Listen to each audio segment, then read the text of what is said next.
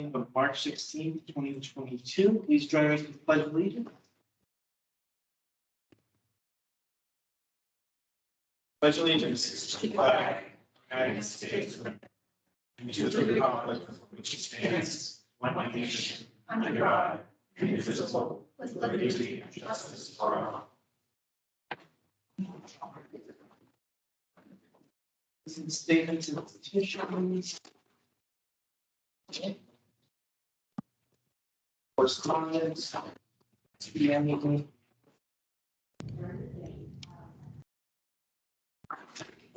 You start architectural presentation. You ready for us? Ready. All right. We're Good evening.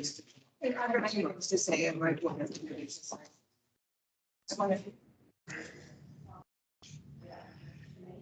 Okay, I think third time's a charm, but I think this is like the fourth or fifth time we've tried to get on the agenda. We're getting a little crazy. Yeah. Now we're meeting every week. it seems. Yeah, so, but thank you for having us. Can you bring the microphone on? They're not. They're not on. You think it's on out? It's all up here now. It's been disconnected because of the system with the recording and broadcasting at home. But we'll all try to speak up. Okay. My name Feel is. free to move up, sorry. Yeah, I'm Feel sorry. free to move up here if you. All right. My name is Amy Wilson Kent, Senior Service Director. I've been in Mendon since 2008, 14 years now. And with me tonight, I've got my co-chairs, Kevin Nugera and Earl Perlman. And, in addition to our ever increasing senior population, which, has expanded by leaps and bounds over the last decade and will continue to do so. In addition to that, there are two other factors that bring us here tonight. And the first is that at the 2014 annual town meeting, the voters approved to purchase 70 plus acres of land at 52 Providence Street adjacent to the senior center. And when that took place, that was also to include a 1 acre parcel for future senior center expansion. And then secondly, in 2018, at the annual town meeting, voters approved an architectural and engineering study for the Mendon Senior Center. So I'd like to thank all the seniors who came here tonight who have an interest in this, our friends, the Mendon Elders members that are behind us. And before we ask Mike Petrovic to begin his presentation, I wanted to ask my board chairs, co-chairs, if they would say something. This is the culmination of several years of planning, dreaming, trying to figure out what we wanted. We started off with making usual wish list, and we then did a lot of visitations around this area and further west towards Worcester and beyond, visiting other centers that had expansions and had used off of the same architect that we had. We soon realized that it was going to be a very expensive project to give us everything that we wanted. So we had to kind of whittle it down, and we started to say, okay, what do we absolutely need? So that when the seniors population started to expand in Mendon, we would be able to meet their needs, which right now we're having a great deal of difficulty doing so. So we worked with Mike, and we kept whittling it down in terms of the size, what we were going to do, and so forth. And now we feel we have a good project here that we would like to present to you. Yes, I would say that if you look at the statistics, seniors in Mendon comprising about 25% of the population, and we're only going to be increasing. The pandemic showed us how little space we actually had when we started doing social distancing and wanting to do some programs. For some people, the senior center is their only socialization. We also are responsible for the food pantry. And as you know, in an emergency situation, the senior center is the site to go because we have some beds there and we have food there in the kitchen. So we realized during the pandemic that we really did need to expand, and we think that now is the time. Yeah, I know from experience, attending some of the events you've had, it gets packed in there and there are people that you have to turn away, and that's really unfair to the community. So it's definitely a top need for all of us. Well, Mike, just, Mark, rather, the senior center first floor has a capacity of 50 people.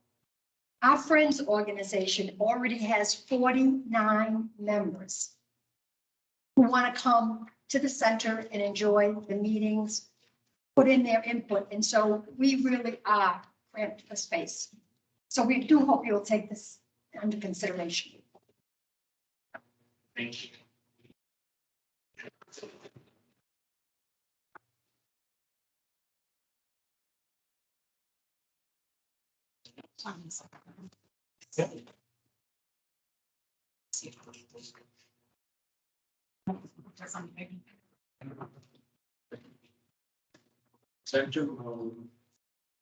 At home, can you see that as a full screen? We can see the slide. It's easy to see. Okay, so If you just want to do them that way, we can go through them that way. I am perfectly comfortable doing it. we have a lot of information here too. So Yeah, so.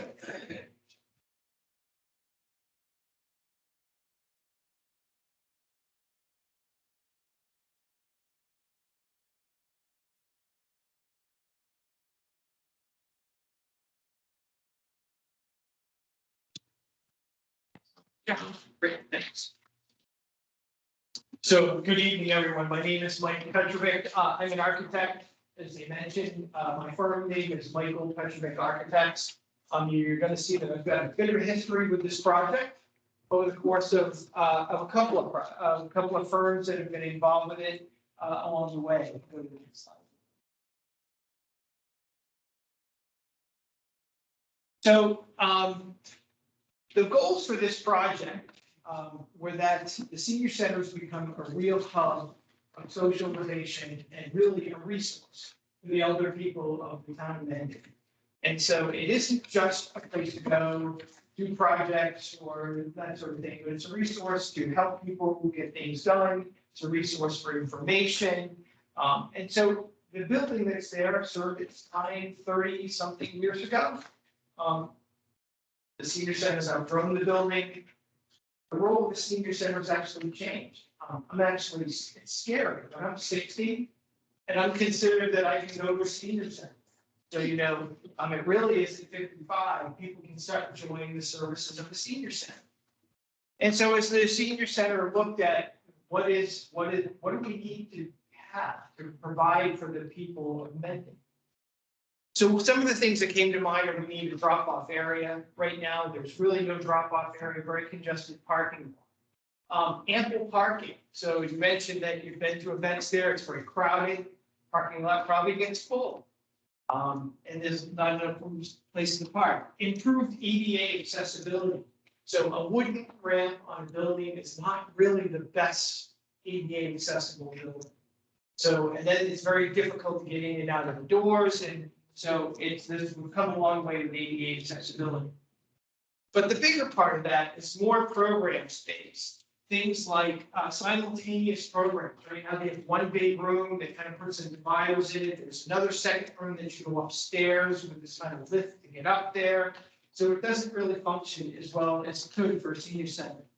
Better socialization space, multi-purpose rooms, elder care and social services. So there's a lot of things that go on where people need help to do something or get some services. And they want to be in a private space where they have a conversation with a visiting nurse or somebody that helps them find these services. My parents are 93, 94 and still live totally on their own, but occasionally somebody at the senior center comes to do something with the form when one of their kids can't help them do it or whatever. They're just more comfortable having someone do that. So there's places for that to have. Dedicated food service, so the food pantry. Food pantry is a big part of what the senior center does. And we look at people that need to use those services. We want to provide dignity. How can they use the services with dignity and not have to feel like they're really being shuffled off to a basement or Integrated outdoor space, part of, people like to be outside, and so how do we integrate that space? Many of us in our homes have doors that take us to an outdoor space and feel connected to that space. How do we do that and provide that as a nice, safe space? Storage. The more storage you have, the more stuff you collect. But storage is important because there's a lot of materials that they use to do exercise classes. There's socialization and different materials. Where do we store that? Offices. So currently Amy has an office, but there's other staff rooms. Amy offices are visiting nurses and friends need space to do their thing. Your friends are a big part of the fundraising to keep the senior center going and provide them with the materials that they need to do their work. And define reception and check-in. So many of the senior centers that we do, there's something called My Senior Center. So you want to know who's coming into that building and who's leaving that building. So you want them to check in. It's a computer, but they do that if someone wants to be there to greet them, if someone needs services. So it becomes more than just a room with some crafts. What we're getting at.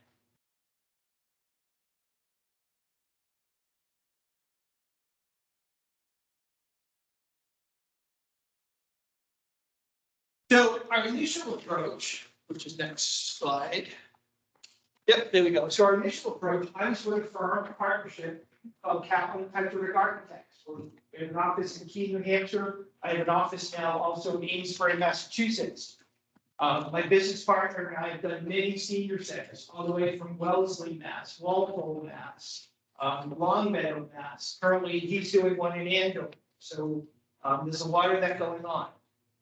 We started working on this project and we started down a path to do something that was a little bit different than we thought we might want to do. And we ended up with a much larger building. This was our first approach. And there's that wish list that everybody gives you. You develop the building around a wish list. We suddenly realized this slide was supposed to have a bunch of things that fly, and you see it up there. We ended up with a 14,000 square foot floor plan that was 2 floors, tearing down the old building, new building, all new parking. And with all that coming in, it was at about $8.1 million. And then the committee said, no way. And we said, we agree. That's just too much, but that's what you asked us for. We thought, and we all agreed that we needed to exercise a little bit of restraint. So we took a new approach. So if you go to the next slide over. And again, there you go. So we had the same goals. We started back with the same goals. Different firms, so go ahead and hit it again. So now I'm going to build a firm equipment, staff, we're going to take a different approach at this. Next slide. Hit it again. So we're going to add to the existing building. We're going to maintain that existing building. We're going to add to it, create a smaller footprint, but an exercise restraint. And still provide the senior center with what they need. Slide. So the first step in this is we have a program. We come up with a program of spaces that we came up with that gives the senior center what they need. We have a lower level that comes out to be about 5,500 square feet. We have an upper level. That property allows us to do a full walkout basement, which is like space. Space for putting the van, storage, create a food pantry. We'll look at a floor plan in a moment. And so we did come up with a floor plan. So if we hit the bar again. Area in red represents the footprint of the existing building. Everything else outside of that red area is building expansion. So we end up with about a 5,700 foot to 5,900 foot footprint. And we're going to use some of the lower level for some of those spaces. Spaces for storage, spaces that they can access without putting an elevator in currently. Food pantry will be down there. But this gives us, we end up with a new entrance facing Providence Road. We end up with a reception desk. We end up with offices, a conference room, a single-user restroom, a library, a classroom, more offices, file storage, multi-user restrooms.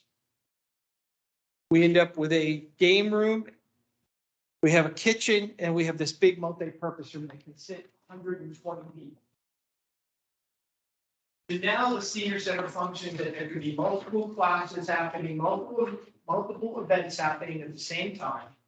The large room can be divided and used in multiple spaces, can be opened and used as a large either set up here for with tables and chairs for lunch or games or whatever, or crafts or an event like that, or it can be set up theater style, like you're sitting here tonight. So that becomes a multi-purpose room. This area up here is our outdoor space, adjacent to the building, easy access, and then we have an exit out and off across the deck in the back. I just want to, just so I understand, so the left side of the slide is actually along Providence Road? This is Providence Road here. That's So this essentially the front of the current building? Yes. With that vestibule. It's just a new vestibule. Okay, so we're going to use that existing building as much as we possibly can. The only thing we're going to do is currently you step up over the van garage. We're going to knock that, the top of that foundation off and make that all one level. Because having that simple level change is just causes so many issues with ADA accessibility. It's worth it more to cut the top of the wall off and lower that. Doesn't do anything. It's built as super high space for the van. It's still very usable space with the floor dropped in that area. So the van, if I'm facing the front of the building, looking, if I'm on Providence Street, to my left is where the bottom of that ramp is. Right, this is the bottom of the ramp. We're gonna get to a site plan and I'll go through Okay. that piece of it in a moment. Okay? So, as I mentioned, we have a site that's perfect for walkout basements. We go to the next slide. So again, this is our existing building. This area here is our existing garage where the van is. We're gonna create that and make that as a food pantry. So folks arriving to the food pantry can come in underneath, do what they need to do here and leave without going into the senior center. And then we'll create a new van garage back here. So again, Providence Highway parking, and we'll show you the new site plan. This area here is all expansion, and this is existing to be reused.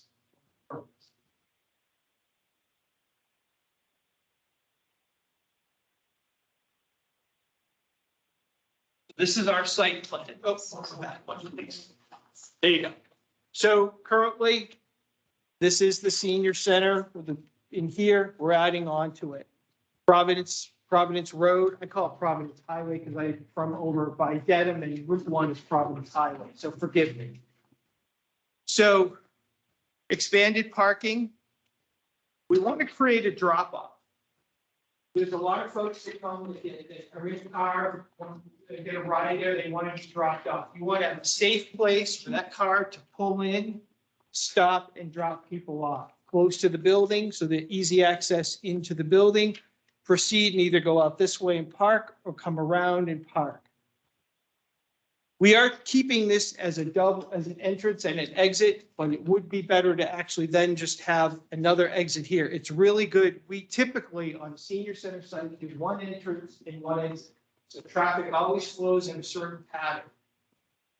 It gets a little confusing at times. I've watched my 94-year-old father drive, and it's sometimes better if you do an entrance and an exit, but we'll get there.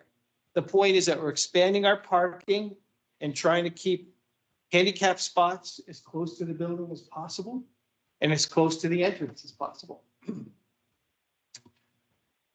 We're using, there's a 1 acre site here next to the existing site that's intended for expansion. So this property is not on a municipal water system. So they will need to be a well. And because it's a public building, a municipal building, it's a public water supply well. So it's a little different than the well that you put in homes. We also will need to have a septic system on the property. We have plenty of property to laid this site out such that we can get septic and well on the site to meet state guidelines. So that can happen. So last slide shows us what this might look like. So this is our drop-off area. This is our covered ramp up to a vestibule, and we go into the building. This is our outdoor space. The building has a very simple, New England, comfortable look to it. It probably have new siding on the entire building. However, it will have a similar appearance to what's there now. Folks at the senior center have conveyed to us that they would like the building to have a more residential feel to it rather than an institutional feel. So that's what we've done. So, next slide, please. This is always the fun part. So what is this all going to cost us? So we've come up with some square footages. I've said the footprint is about 55 to 6,500 square feet, expanded on 2 floors. Lower level was basement with a couple of finished spaces. So if you hit that again, she goes. The other thing is that looking at typical construction costs, my firm does everything from single-family residential to custom homes to commercial to municipal. We do fire stations. We've done a couple of police stations. We've done some industrial warehouse stuff. It's not stuff we put on our website, but we do it because you do it. And so construction costs range anywhere from $200 a square foot to about $700 for residential. Commercial is about $200 to $700 also. And industrial and warehouse is about $150 to $300 a square foot for construction. So what does that mean for our building? You could hit that again for me, that'd be great. So as I said, we have a finished lower level. We have about 1,500 square feet of finished space in our basement. Our main floor is about 6,000 square feet. So we add that all up. So we multiply $175 a square foot for that lower level space. $450 a square foot is what the market is for this type of building. We're doing them every day. So we come up with a building cost at about $2.9 million. So just under $3 million to build the building, its infrastructure. So that's site work, the building, the well, the septic. There are soft costs involved, other costs involved in doing this. There's an owner's project manager. There's design. We've got a building design, but we haven't done any of the major work to work out the details of it. Engineering, testing, permits, etc. Those soft costs are typically about 25% of the building cost. So that's about another $740,000. We also like to put some money in there for fixtures, furniture, and equipment. They need chairs, tables, copiers, desks, that sort of thing. Roughly about 9%, so we figure about $75,000 for that. We come up with a total price tag of $3,786,500,000. So about $3.8 million to do the building, soup to nuts, move in. That's what we've come up with. Our original design was 8.2. We're down at 3.8. And that 8.2 did not include furniture. So I've included everything. And I don't know how the town looks at FF&E and that sort of thing, but that's sometimes a fines item. What's the time frame to do it? So construction on a building like this is about 8 months to a year. So, questions? Questions, Go right ahead. John Anderson. I think that to the proposed elevator, I think we're gonna go this spot for the working elevator, because we're gonna be taking stuff down, upstairs, carrying stuff up and down. 2 years ago, you're gonna say, let's put this elevator, it's gonna be more money. Let's either give up the pergola outside or something like that, go for a working elevator. Good point. Now- 125,000. You got it. Yep. Easy to do it now, and when you're gonna. Thank you, John. Thanks, John. The John Vandersloot's elevator.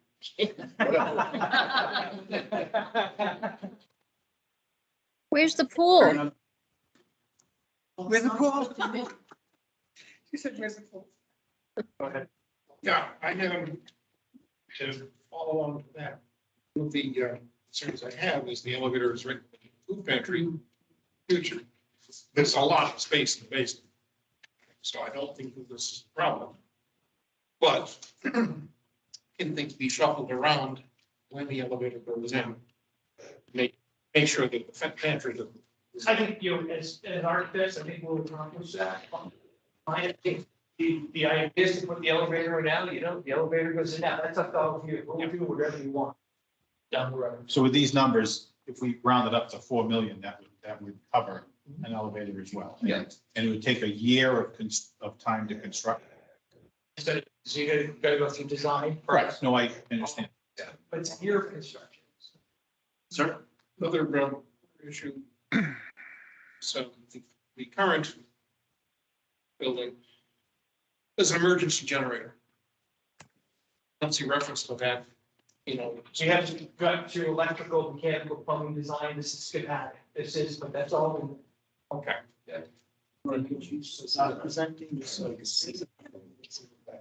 Another items, I don't see any hot lab or a wet bar. Yes. I don't think so. Target, different situation. We're teetotal. We're not talking about the Duke. Ann Mazar has a question. Hi, I was wondering when you were referring to the 1 acre, I think that's on the 52 Providence Street. What is happening with that 1 acre? It's incorporated into this, so. If you look back on the site. Parking. Parking lot. Parking. Parking? 41. So it's Yes. just, okay, thank you. It's north of the existing senior center. That's where I show that parking area. Okay, thanks. 41. Any other questions? Jane, yeah. Jane Wall, 40 Milton Street. I'm not sure if this is, could happen, but I didn't know if rather than doing something plugged into the front post from the Clough School behind the highway barn, I don't know if it has the capacity, but that might be something to investigate. I'm not sure. That's on the great water. Oh, it's just, yeah. Oh, That's on the great water. all right.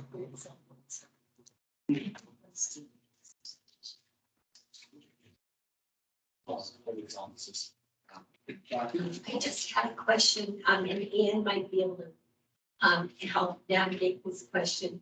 How does it lay out in terms of the proposed affordable housing plan for that area as well? I'm not familiar with that, so maybe these folks can answer to that. Yeah, I think that that's a good point, that we should try to marry some of this with eventual work that's going to be done on the site. So something to know.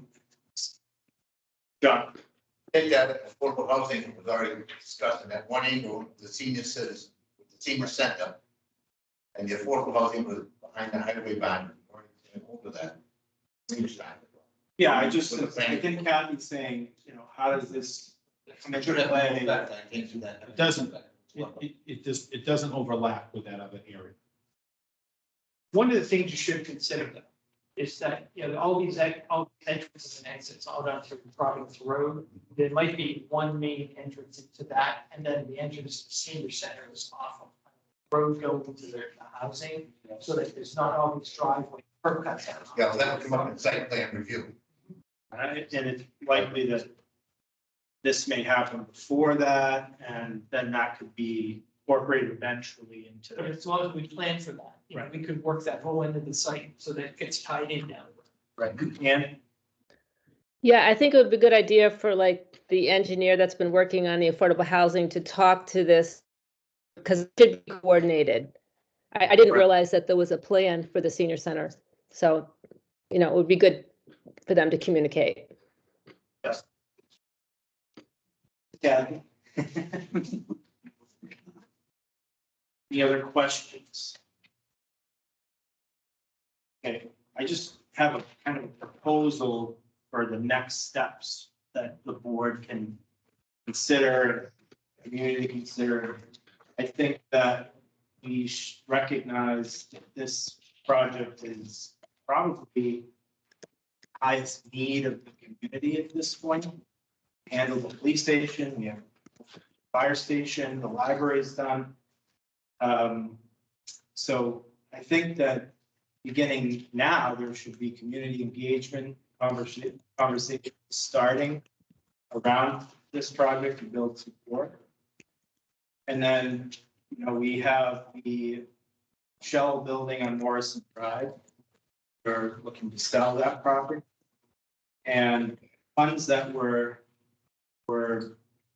used to build that structure meant to really go towards something to add to our community. So in my mind, the sale of that we should use funds from that sale to go towards this project. And then in May of next year, you know, really ask the community to fund this from there. So that's a proposal. I mean, my thought is that as I look out at some of the people in this room, done so much for this town, and you really are this. It's time for us to take care of the senior citizens and get to give this to you and make sure that it happens. And Mark and I know Lonnie too, because we've talked about that, are behind this and make sure that it happens. Thank you very much. Was there any grant money available? We haven't got there yet, John. But we'll find what we need to find, and we'll find it. And obviously, if free is good, right, John? Yeah. So Know that. you know it. So we will find that, and whatever's available, and we have members of the finance committee here, so they're listening too.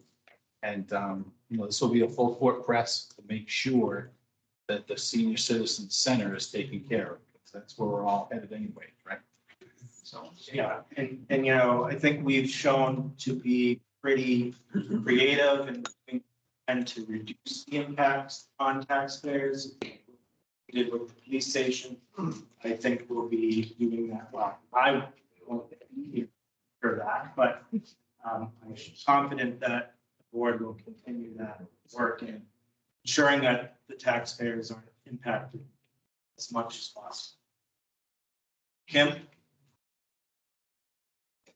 I just wanted to add, I wanted to really thank Amy and commend this group, because it's not often that you get a group with the foresight to know that when a project that you've been working on for a while comes in much higher than you know that the community can actually handle, and to be able to put the time in to scale it down and come back with something, you know, really reasonable and affordable that I think meets the purpose and actually can be funded. I mean, I think you're hearing tonight that this is something that sounds really achievable, and that really makes me hopeful. And I want to thank you guys for really putting the time in on this. Thank you. At what point would we need to have a formal committee established and appointed by the select? And I Well- think yeah, what we would say is right now, we're focused on the town meeting in Correct. May. Right. But once we get cleared, set to get the budget for next year, Okay. that would be this would be one of the first things, if not the first thing that we would do, so that we can put a plan in place and get it together. And it sounds like you've already got a committee together, but Well, no, for our initial committee is really, It's no, disbanded. it's disbanded. It's It's, disbanded. yes, Yeah. very much disbanded. And you know that Mark Reel is going to be available. Well, I don't know. Well, come on, Mark. Eight, I to think we 12 should months. tap from the building committees we've had in the past, because they've done. This is true. And yes, you're right. That is Hopefully they true. will be willing to step up. 8 to 12 months, you know. So, thank you so much. Thank you very much. Thank you. It was worth the wait. Yes. Thank you. thanks very much. Yeah, you're welcome. Thank you so much.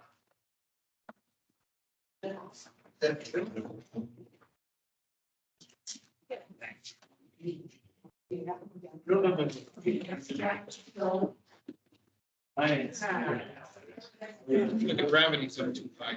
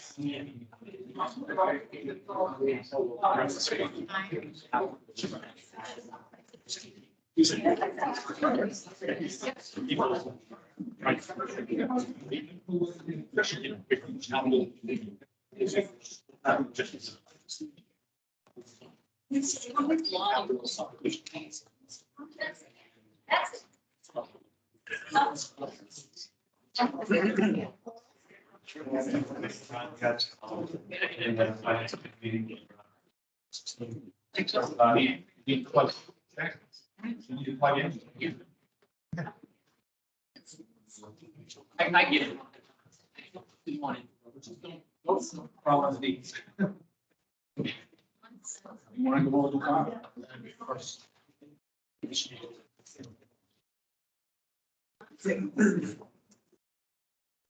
Yeah.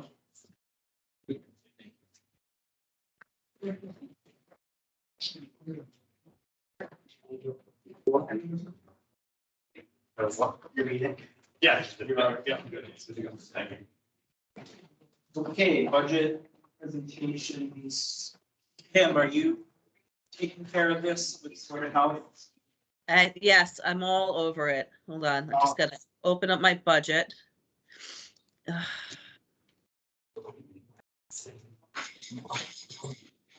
All right. 2 seconds. Okay. Let's, everyone has the document in front. Let's just go to the Board of Health. So as you know, right now we have a vacancy in that position. So I am filling in, but these numbers were put in before, and I'm familiar with their budget from previous years. The two changes that are in their budget for this year, one of them is contractual. We have a trash contract. We just did a 1-year extension. The cost of that additional extension is $10,000.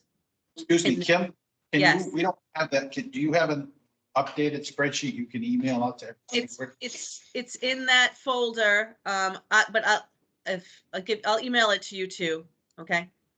Hold on. So it's in the select board folder or? It's in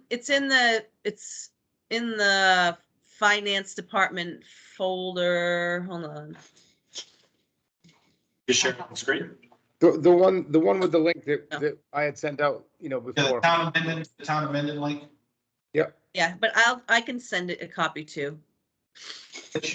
Lonnie, which one of the folders is it? You know? Well, the link should have taken you directly to the budget one. I'm looking at contracts, finance committee, green communities, No, housing. there was Yes. an email, there was an email with an exact link right to the budget one, because it's a level deep. Okay. Can we put it up on the screen? Yep, one sec.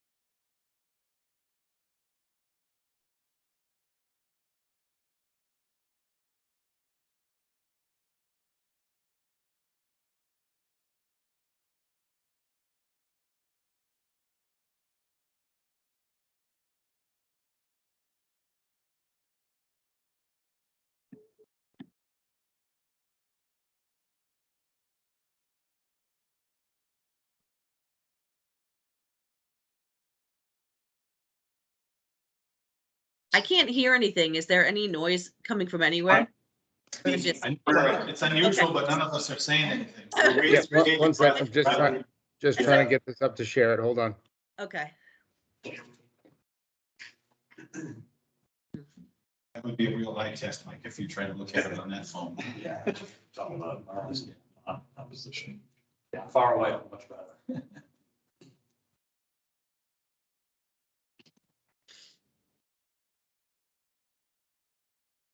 Made the commitment to wear them all the time. Still fighting. Successful. I think we need our IT people.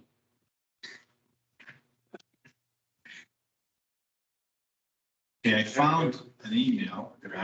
Here it is. No.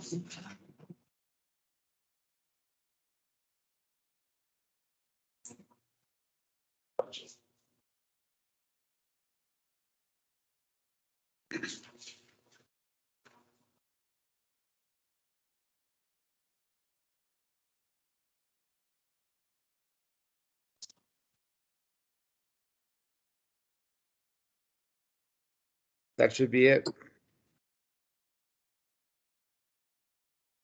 Okay. Thank you. I just can't see, you can't see on here like the variances on the side. Yes, well, Yeah, but then you can't see, I mean, I'll just. I don't need them. I'm just saying for you guys, just so you can kind of see. So, all right, so there's what I was saying about the Board of Health. If you look at the third line down and the fourth line down. So we have we had a 3-year contract for trash collection.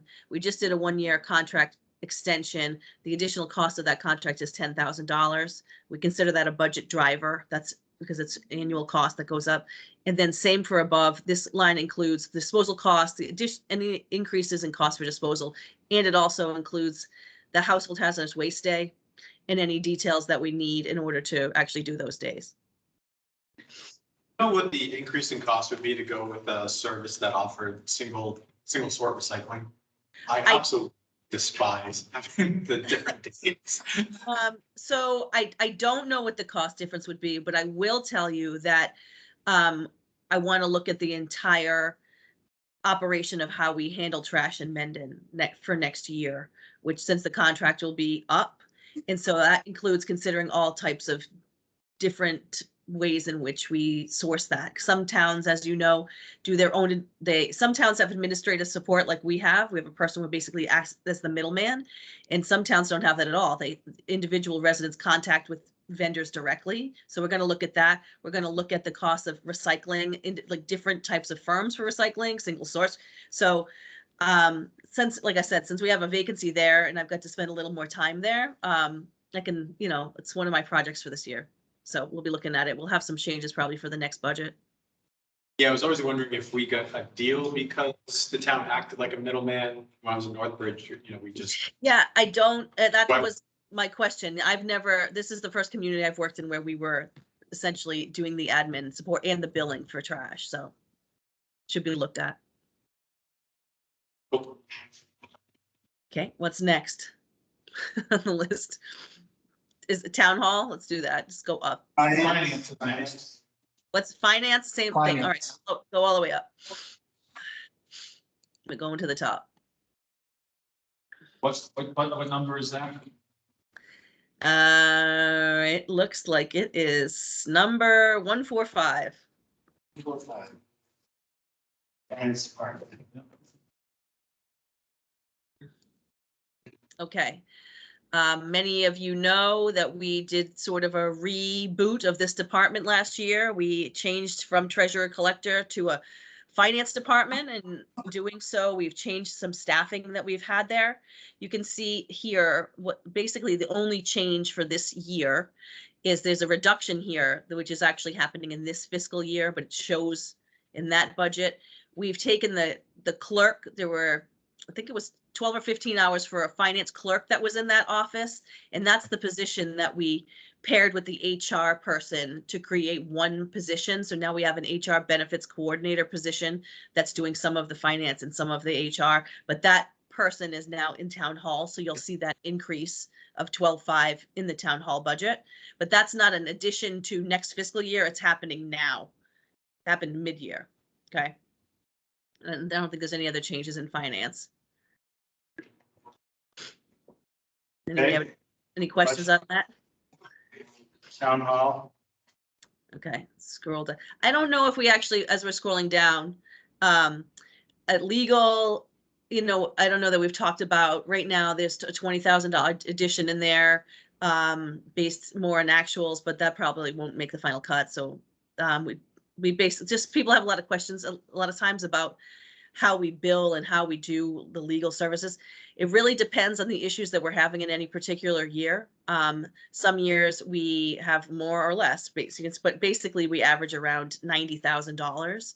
So if we know that we have some upcoming issues coming up, which we do, we try to budget a little more, but quite frankly, we usually just have to end up usually transferring mid-year to cover what we have, because there's really no, it's a guesstimate right from the jump. So. Are you planning to keep it at 80, or are you gonna put it at 100? I assume I'm gonna have to start looking for cuts of about 250,000, so I assume that's coming out, just as a heads up. It's a request, I don't think it's gonna be a recommendation, let's put it that way. But I do think, you know, we have some things on the horizon that we're gonna have to look at. Clerk we did, elections we did, conservation we did, I think. Planning we did, I talked about the grant, zoning. Next one on the list. Okay. I'm just making sure, because I said miscellaneous for this meeting, so I just want to make sure we've done every budget by the time we leave tonight, besides BVT. Planning, zoning, okay, all these are done, land use, town reports, okay, town hall. So you can see here in the salaries line, it looks like there's a big swing here. So there's two things that are in here that are causing that swing. One is that HR finance position I just talked about, which currently exists, has been hired, I don't know, 2 or 3 months she's been on now. And then we have another change happening, which is that that Board of Health vacancy that we just talked about. That position is actually budgeted in the town hall's budget, which is how most of the clerical admin jobs are under town hall, even if the services aren't necessarily in that. So we are changing that position to an inspectional services office coordinator / health administrator position. It's actually advertised right now, and we've increased the hours and the responsibilities of the position, and so it's gone up a grade. So right now I have it budgeted at the max of the range. You know, typically we'll hire in the middle, or depending on experience. But that position should also hopefully be on board by end of April. So that's another one that's not really in addition to next year's budget. It's just you'll see the change for next year, but it's actually a mid-year, this fiscal year change that's happening. So if I'm looking at this 199 town hall services, Yeah. the difference is 25K, but some of that is offset Yeah. from finance. Exactly. So 12,000 of it, 12 and change right off the top is from the finance position we pulled down. And then we've increased the other one. The increase is going to be the impact is like between $7,000 and $11,000, depending on where the position comes in, between the increase in hours and the grade of the position. So this 25K, it's only really about half, because half of it's come from the finance side.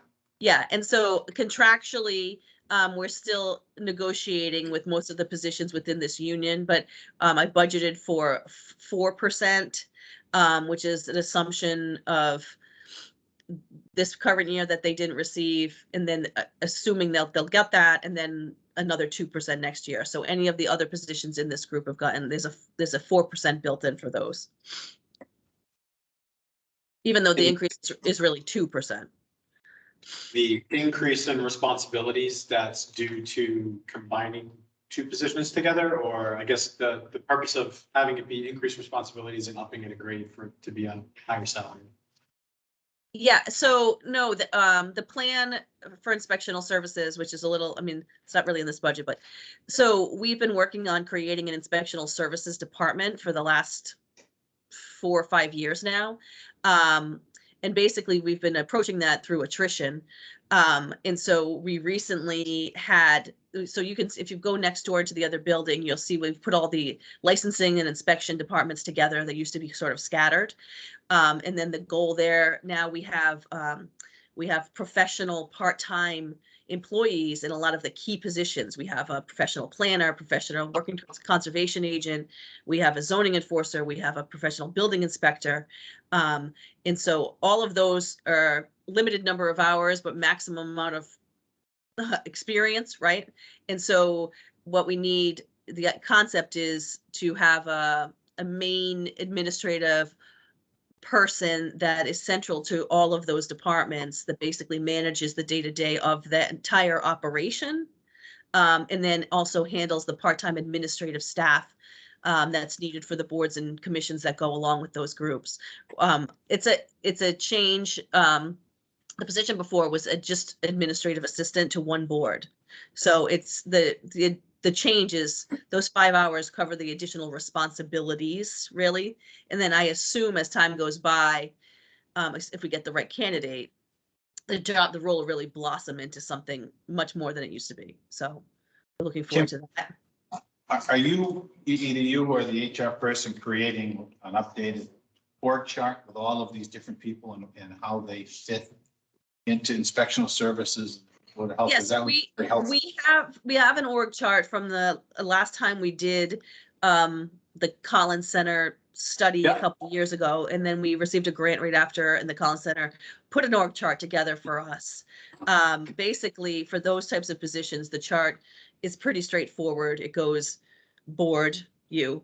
Yeah, it would just be, all I'm getting at, and I get that part, but what I'm saying is, just for everybody's edification, when you talk about, how we've put things together and now, we've got a new position that we're trying to find somebody, and how that's kind of restructured would be helpful to have that piece. Yeah, and it's key to know for that position that it's two direct report managers are both myself and the chair of the Board of Health, right? Those are the two, because it's an elected board. And then all those providing administrative support, like daily, to the other professionals. Some of those or most of those boards already have part-time admins. So this person would basically be one level over them and then coordinate them. So yes, so I know it sounds a little confusing, but it's really like 6 people we're talking about. But hopefully, like I said, we'll have someone on board for that spot soon. So tell anyone who's qualified. It's posted right now. Right. Yes. Okay, next in the town hall. So in this building maintenance line, can you guys all see this? Can you see, are you there? Okay, so the last couple of years, we've been working towards putting money in building maintenance and building that up. I had been budgeting, there's 7 buildings, I had been budgeting $3,000 for each building. It'd be great to get to 5,000 per building. But that's, it's a request. Again, the likelihood of it getting funded, it's important. I don't know if it's as important as other priorities. I mean, honestly, again, we usually run, depends on the issues that come up in any particular year. So you can see from previous years, sometimes we use half, sometimes we use all of it. It really depends. But, we don't do any ongoing maintenance right now of any of those buildings, like planned ongoing maintenance. So that's the goal eventually. But that's what this number is here. So this is money into a fund, or this is a set amount to be used within that calendar year? So this is an operating fund. So it's money that it's year to year. This is not a special account that it gets at. This is a line within the budget. But right now, it looks like there's a $14,000 requested increase from. Right, because I'm going, my request was from 3,000 to 5,000 for each building. Yeah. I understand. Yeah. But there is no standard maintenance. This pile of money is in here and it's spent as needed to do. Correct. corrections. So or- it's really not, it's more like repairs versus preventative.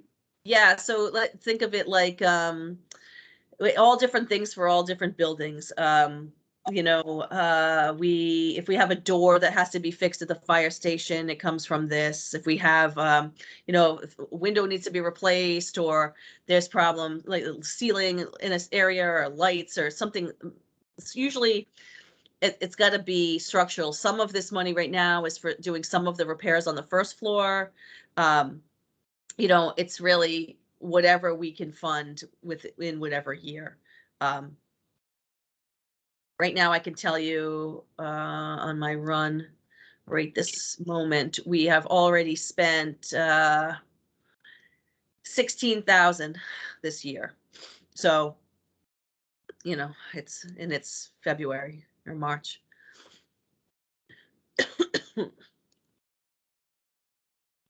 All right, next. Sorry. Every time there's a repair, I try and get to some kind of renovation because then. Just trying to get to, all right. And my daughter, people drive, just question, is there we have an average run rate on what maintenance is for us in buildings for the last 5 years or so? I mean, it makes sense to do it. It's just gonna hold the free cash if it's not used, but if you want to right size it, do you have a run rate for what you've been spending over the last 3 to 5 years? Let's see. Well, it's been about, like she said, it's been 3,000 per building. Yeah, so We're increasing it 5,000 this year because And there's, it generally gets depleted.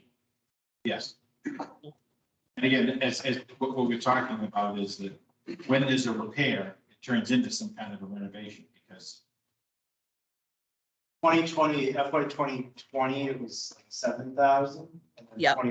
2015, now we're up to 20. So it's going up. It always does. It's gotta keep going. yeah, but you can also see so here's some of the things. So you can look down to D3 for utilities, equipment maintenance. You see how that second year it's 13,000 in there. So that is elevator repairs alone for the town hall, right? So it's hard to tell. Some years you'll have nothing, right? Because that's another good example. The elevator, was breaking down multiple times. So, it's between these two accounts. We finally separated out. This utilities equipment I think it used to be like 1,500. I think it was like 2,000. We increased it, it's back to 1,500. Some of these years, I use a 3-year average to do my run rates, for projection for 23, and then I do my current, and then I straight line it out, and then I go in and I look at what payments or whatever, to see if there's anomalies, that sort of thing. So I feel pretty comfortable, with the numbers for this year. But like I said, it would be great to do it. I know we've been prioritizing maintenance for a couple of years. I'm comfortable here. It would be great to get a little bit higher, right? So without having to go to town meeting for special articles for major construction, it'd be good to be doing some maintenance. All right, and then so you can see here the next one now, and that's a big change, which is running really high, is for phone. We switched over to this Stratus Telecom voice over IP account, and it's much higher than in previous years. I actually should have adjusted it for FY 23. It was being charged last year to the wrong account, so now I am allocating it to the correct account. So I need to correct this line. I need this increase for this. This one is straightforward. Right now, this year, I'm just looking at the run on it. Yeah, my projection this year is almost 20,000 in that line. So 19,969. So where did you take it from in the current? previous. So in previous years, well, right now I'm not taking it from anywhere. So in previous years, it probably would have either fallen under maintenance contracts and software as we were doing all of our switchovers. We just put the system in a couple of years ago. So, but this one was a larger switch. So like I said, I should have adjusted it last year. I didn't see it until after, so that one. What And might then- be- that 20,000 or whatever it's supposed to be should have been a reduction. What I'm saying from is, that Previous line item last year. there's a $7,000 increase in B9 and telephone. But Yeah. you're saying that it's not all new for FY '23. It was. Well, I don't know what year exactly we switched over to entirely voice over IP. This is our second system, so I want to say it was 3 years ago. So if I thought about that from a budgeting perspective, it probably could go back and look at my IT cost. My guess is that we probably absorbed it in computer maintenance contracts because it was within that, we signed a big contract to do the whole conversion at that time. So I assume that's in 2020, that's where it was. And if I look at, I have 2020 on here. Well, I'm just looking at the maintenance and software, and there's a 12,665 increase in that line item. Oh, yeah, so, right, so let's talk about that if we're on. Money has a comment. or- Oh, good. Yep. Bail me out. Tells us hand up. Sorry, okay, so, yeah, so there was originally, it was just with a different company, so it was moved to the company Stratus. The company it was before was, I forget the name, sorry, it eludes me, I can look it up, but it was just more of a lateral move. Where it was in the budget, I really can't speak to, but we've had the system now for about, I'd say, I want to say 5 years. It was probably 3, and then 2 years ago, it moved over to Stratus, which is just a different vendor, same product, same handsets and everything like that. Then what it should be decreasing based upon, the monthly bill should be going down a bit. And I can verify this for everybody and get a note out to them, because fire and police now have slid off of it. So those devices coming offline will now reduce the bill by that many devices. So I can get an update and send that to everybody Yeah, soon. all I'm getting at is between the computer maintenance contracts and these, telecom services, telephone, it's a $20,000 delta from the current year to the projected new year. And if that's a wrong number, well, then maybe we just found some of the money some of the cuts you need to make. No, I don't think it is wrong. The community maintenance money is separate. That's not for the phones. This, So it's not going down, it's going up. yeah, I mean, right now, it might be going down based upon what he just said about police and fire equipment. But I know right now, looking at the billing specifically in phones, in straight lining it for the year, like I said, it's high. It's 19,969 based upon billing with the correct months. So if we can reduce it a bit, great. That would be great. But that's an actual. Now The reason for the increase? well, looking at the actuals from the previous years, it actually was 18,535 as an actual, and then it was 20. The problem is I budgeted 13, and it really should have still been 20. So you're right sizing what should have been budgeted last year. Right. And so, right, I'd love to tell you that was a mistake. and we Well, could get- and maybe that was because you anticipated the drop of police and fire. No, definitely not, but that would be. Trying to help. It's true, but it's not. I think it, who knows what it was at the time, but I was probably anticipating some change with dispatch and, but. There's also an increase in internet access of $5,700. Yeah, so that's the same too. That one is just based on actuals, and I did a straight lined out for the billing for this year too. You can see we're almost at 7,000, then we're at 8,000, and right now I've got an estimate of 9256 for this year. So I got to take a look at that. Actual for 20 was 66. Yeah. For 21, it was 8,000, but then budgeted for the current year, it's still down to 35. So that was 5,000. Yeah. The actual budget is actually 5,000 less than what the actual was for the previous year. So. Right. If we took a look at each of these lines and really did a cost out, we'd see that there are some problems. But on the computer maintenance contract side, that one is actually, so that one's actually, so I budgeted 113 in my straight line estimate for the year end. It's 112, 214. So we're right on for that. That number includes 1, 2, 3, 4, 5, 6, 7 different contracts that we have with different types of services, including our financial software, our, you know, the software that the assessors use, our website, everything we're using right now for this meeting, all of that is included in there.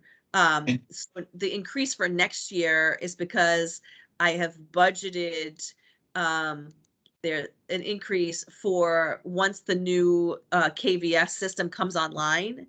So yeah. So we did budget some last year to start the conversion, but the main conversion is going to happen this year, and there will be some training and implementation that comes with that. So that might actually drop down the following fiscal year, but for the next year, we're under contract to get this thing operational. So Bonnie, is that July? Do you know? Sorry, did you say Lonnie? Yes, I did. for For KVS, no, For that's, the new software package for for finance. no, that's me. So me, Jody, the finance director and the town accountant have been working with Springbrook KVS right now to set up a schedule. They actually have somebody coming out here next month to get this thing going. So will So that be done before Division of Local Services come out to do their review? Or in probably, the middle of it? probably not, but yeah, right in the middle, right? So you may recall when we first talked about this last year, they were still working on their budget package, basically, of the software. And so that'll be the last piece, but it's, we went with this one because it's KVS like we have now, but it's just cloud-based, right? And so that should be, plus we want to do a brand new chart of accounts, right? Don't forget, we're going to do it once and we're going to do it right. And so it's gonna, but these numbers are straight on for the IT. I feel confident here. And some of the years we did run a little higher, but those costs were higher than the numbers that are here, but those costs were offset substantially by CARES Act funds. So that's what we've got in there. So that's town hall, which is basically operations. Hold on one second. I just wanted to just not lose sight of one piece of that is the move to Office 365, which came with COVID, obviously to get all of this remote that we do. But it also came with CARES Act money to get that first hurdle. They were helping pay for those. So there's an increase to that, but it was just a fast forwarded piece of getting all of the in-house, the on-prem servers to the cloud anyhow. So it was just an accelerated step that was actually offset, like I said, with CARES, but now there is there's monthly, annual cost, whatever you want to call it. So that's going to show up in that line item as well. So there's a little bit of an increase there. Thanks. All right, any other questions on the town hall? Okay, what's next on the list? Yeah. Debt. All right. Debt and benefits. All the way down at the bottom. Okay. Debt service, for anybody who doesn't know, just a little, this is these are our loan payments, our bond payments for all of the debt issues that we do for the building. So the retirement of debt principal is the principal payment, much like your mortgage, and then there's an interest payment, right? Interest on long-term debt. We have a couple of bond issues we're paying off. The library, Fino is paid off, Lonnie, that's correct from last time.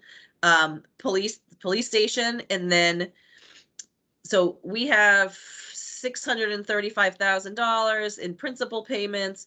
We have about $240,000 in interest payments, but we also were very lucky to be able to use CPA funds for a portion of the police station project. And so that actually contributes $135,000 of what our costs would be each year. So what you'll see budgeted in this budget is the basically the debt payment amount minus the CPA portion is what you see.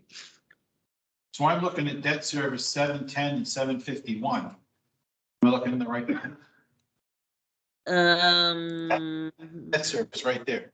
So it's 18,000. What? Debt? It's the interest on long-term debt is projected to be $18,000 lower, or an 8% reduction. Yes. Right. So see, there's the 540.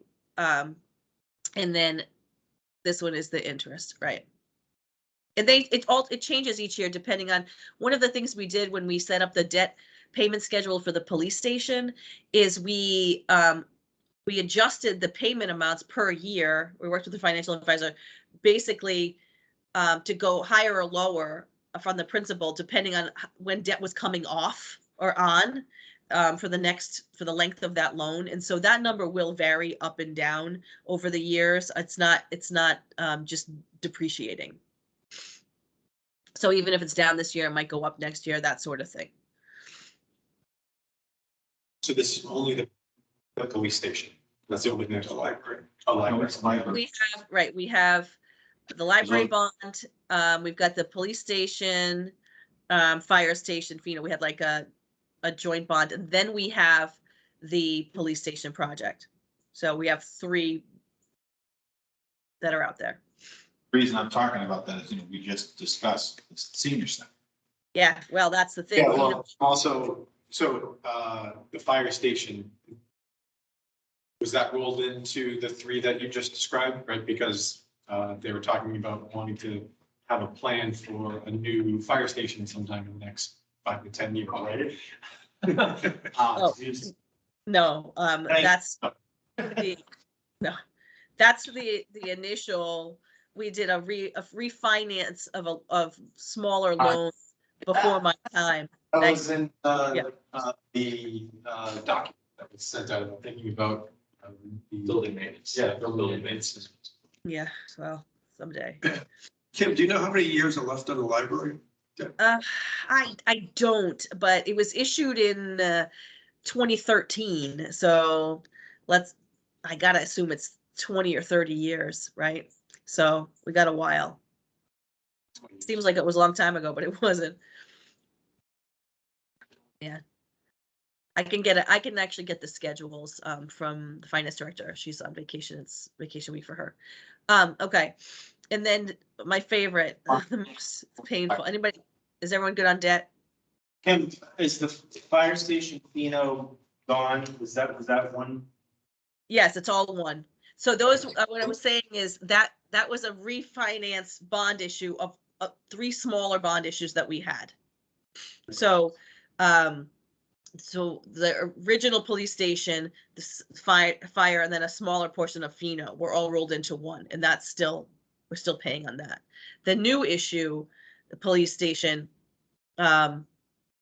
it's that we did a second issue on the police station, if you remember. So the original issue was 5, and then we increased it to another 1.4 and had to do a second add issue. So that's all of them. Which really isn't that bad. I mean, this is not a lot of debt. It's not a lot of borrowed debt. Let's put it that way. Okay. And then benefits. This is the most costly thing that we do. All right. So Worcester County Retirement. We've had a number of people retire in the last couple of years. To the tune of an increase of almost $300,000 over the last couple of budgets. This is an actual number. They tell us what the number is. And so this is $926,000. It's an increase of $97,000. Workers' compensation, This is an estimate. It's always an estimate. It's a swag. It comes in because the actual bill doesn't come in until November. And so, but it's typically right around this mark. So we usually we budget at this line. Unemployment is a big mystery right now to me. So I expect this number actually to be much higher than this. Our current, I put the current in here, as of January, which was already 15.8. Okay, and if that's half a year's worth, then I would guess that it might double. But by the time we get to the budget, so I'm gonna wait till our very last day of basically getting a budget formulated and put my best estimate in here of what we've got. Obviously, unemployment, everyone knows what's happening with the pandemic, and that certainly didn't escape us. Why is that so high? Because of the number of people that we have collecting unemployment, pandemic wise. During the pandemic, remember, people put in a lot of claims. Got it. Now, as we talk about this, and I know you and I have had a discussion various times about retiree health insurance benefits, of what we provide versus what we have to provide. I haven't even got there yet. I know, but And I sound terrible. I'm sorry. It's oh, embarrassing. listen, I appreciate you being sick So, still. I it's just hard hope to- nothing's floating over the airwaves coming into this room so you don't affect me. Yeah, well, my timing is always spot on. Seems like, okay, so what he's talking about is the next line here in the budget, which is health insurance and other employee benefits, okay? So we are in a regional, well, a Massachusetts municipal health group called Maya. And that basically, they're the fund that we use.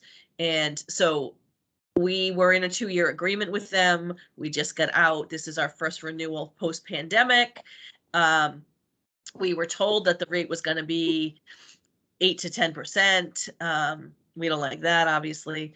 And so luckily, you know, I did a little bit of squawking as I do about this. And our number is that actually came in at 5.39, which is really great because it saved us a bunch of money. But the other point here is that in this number, this $81,000 increase, there's the benefits cost for those 3 new positions that are being requested right now. This number will change depending on what we choose to fund or not. Okay, so what he was saying about benefits is the town is very generous with our health insurance. We pay 75% of it of health insurance for employees, so they pay 25%.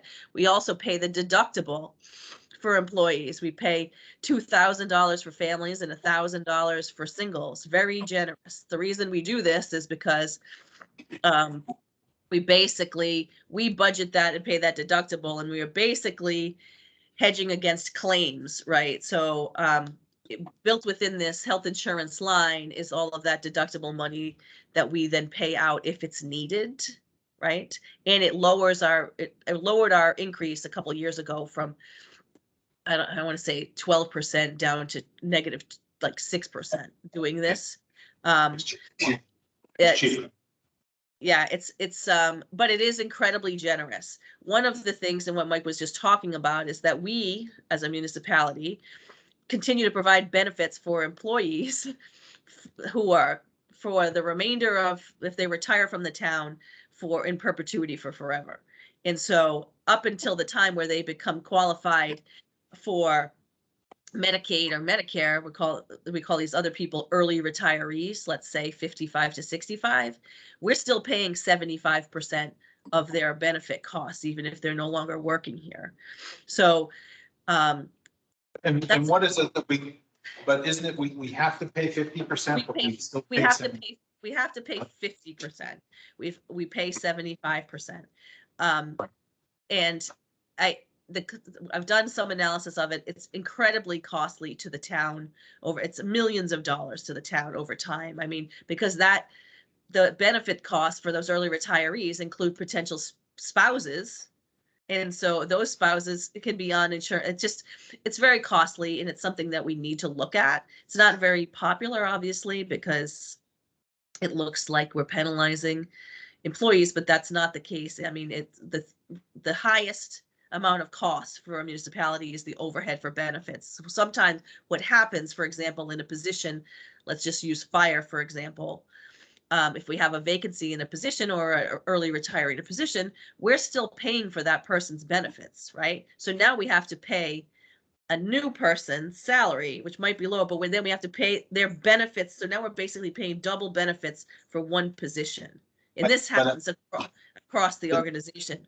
So But this particular point, I just want to make sure that everybody understands that when somebody retires, between the time they retire and when they reach the age where they qualify for Medicare, the town is required to pay 50% of their Right. premiums. But what we do is we continue to 75% number.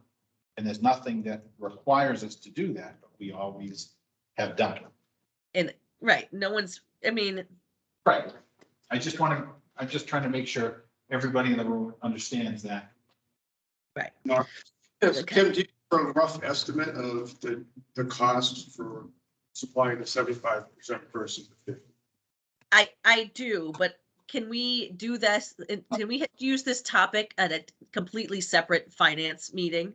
Because I have a whole analysis with numbers and then the number of people on and the projected retiree dates of potential employees and all of that I've done. And I feel like it's kind of off topic for this budget, right? We Sorry. can't make the change now, but I definitely think we should do that. Right, you told me about this and we talked about it, and I just revisited it, and I just wanna, first of all, this idea of having the FinCom select board together at the same time, so we're all on the same page, is Yes. fantastic. And it's just something that it came up when we're talking about But I OPEB. remember talking about the same thing last year, so. Well, it especially comes up when there's tough budget. Exactly, so I think it should be put into action. Yeah, it's worth, quite frankly, we've never had for something that is as unpopular as this to make a change in, you usually need a dire need to do it, right? And so I had done this analysis a few years ago just as a practice, right? Because I thought this was very generous. And then last year I did it again, updated it because we're potentially in financial crisis with the school, right? And these are the types of things that we need to look at in order to save positions. And so I have all of that and I would love to spend some more time looking at it if you guys are interested. I mean, we need to weigh what the benefit is to the employees, the types of people it brings in, right? So there is a benefit for that and we shouldn't be, hurting our town employees, but our townspeople have made it crystal clear that they are not an ATM. And I would love to, be able to support employees and have great benefits for working here. We need to be conscious of what we're doing. And I think it's important to note, I know we're going far on this issue. We're talking only retirees, we're not talking. And it's early retirees too. It's just that target group, that window of time, right? And, and let's be honest, our benefits are incredibly generous too, but that's why people choose municipal jobs typically, right? Because our wages are lower, but our benefits are better, that sort of thing. So there's a whole discussion to be had about all of this, which I am happy to get into. So, All right. but for the sake of time and my own voice, we'll schedule it on another day. Mike Mandel. Okay, all right. Yes, these benefits, they're negotiated at every contract negotiation, is that correct? The health insurance benefits for current employees are negotiated, yes. And when does the retiree benefits come into play? They basically are grandfathered in with whatever happens to be in place when they retire. It's up to us collectively, the board and whoever else, to make a decision to change that policy, the practice. So in theory, there could be different deals for different retirees. Correct. We could We could that the case? grandfather, right, we could grandfather in anybody who's already there and then change that the the case? policy. Yes. Do we have different deals for different retirees presently? No. No, Well, 65 and Se- over, yes. 55, 65, no. But for that window of people that don't qualify for Medicare yet, but are retired, we pay 75% of the premium for their health insurance, but they all get the same deal, which I think piggybacks off of what the current employees get, because they're part of the group. Right. That, And that's Explain. not negotiated at every contract hearing? No, The health insurance is always a subject of bargaining, right? Every time for current employees. Right. The 75% has been in place for, I don't know, many, many years. Well, You just said that when you retire, you get the present deal that was offered. So what is it? it's 75-25. right, but the deal, but every time there's a contract and we negotiate, right, whatever that deal is what the retirees get. we gotta move on. Yeah. We can. Okay. Well, Yeah. I just one last thing. We have the right, though, at any time to change benefits to retirees as long as they're at 50%. Okay, that doesn't have to be negotiated. That's been determined by the state. We have that right to do that. Okay, so we've just never broached it as a topic. Think are we done with benefits? Or you got a little more there? What else is on here? Long-term and short-term disability, that's correct. That's 25,000 is the price for both. That we implemented that a couple years ago in order to negotiate a reduction in the number of sick days that employees were carrying to reduce our liability overhead. So that's been very successful. Medicare, that's straightforward. That's based upon the number of participants in the program, and then just the that's straight lined. Police and fire accident insurance. Okay, here's another big one. Change. So right now, police and fire accident insurance is for employees that are out on IOD, right? They're injured on duty. And we actually have a number of people who are out on these claims right now. And this is the projected cost for next year based upon that. That it changes year to year, but that is the cost for next year.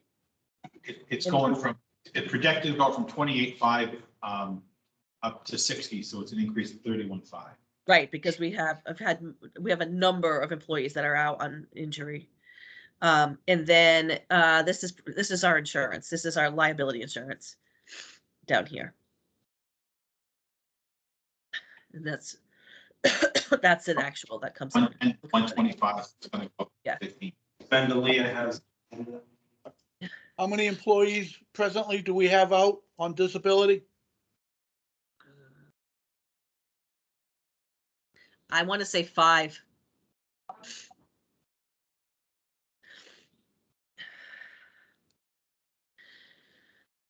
Okay, anything else on this page? Anything else? Is that all of them? Anything else? Okay, so before we leave the budget for this week, we're basically done with the budget, okay? We've reviewed all the sections. Every request is in there.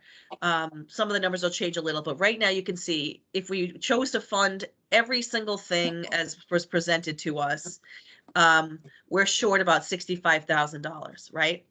But realistically, I mean, our operational increase is over 5%. I mean, that's really unsustainable. We want to be in a target that's around 2.5 to 3%, right? Realistically, part of the reason we're even able to afford so much of this particular year, the two main reasons are dispatch, which we regionalized, but we need to be aware that is a grant subsidy that will kick in a couple years from now, right? And two, the school's number came in very, very low, unusually low. And I would not anticipate that being the norm for the next couple of years. So even though it looks like we have a great year and we can fund many options operationally, we need to be cognizant of what's coming down the line. And so we do have, it's not on this, let me just, we have about $300,000 worth of requests that we got from departments. And we have $287,000 worth of budget drivers, okay? The drivers alone are a 3.2% increase on the town's operating budget. That's if we didn't add one single request that came in. So I'm going to get a little more direction from the board, hopefully, about what you'd like to do for the next fiscal year. And then we can start putting together a list of the things, if any, that we will fund for this next year's budget. And next week, we should be finalizing a budget that the FinCom can then go and bring in a couple weeks to a public hearing. Kim, do you have a list of those requests? I do. Typically,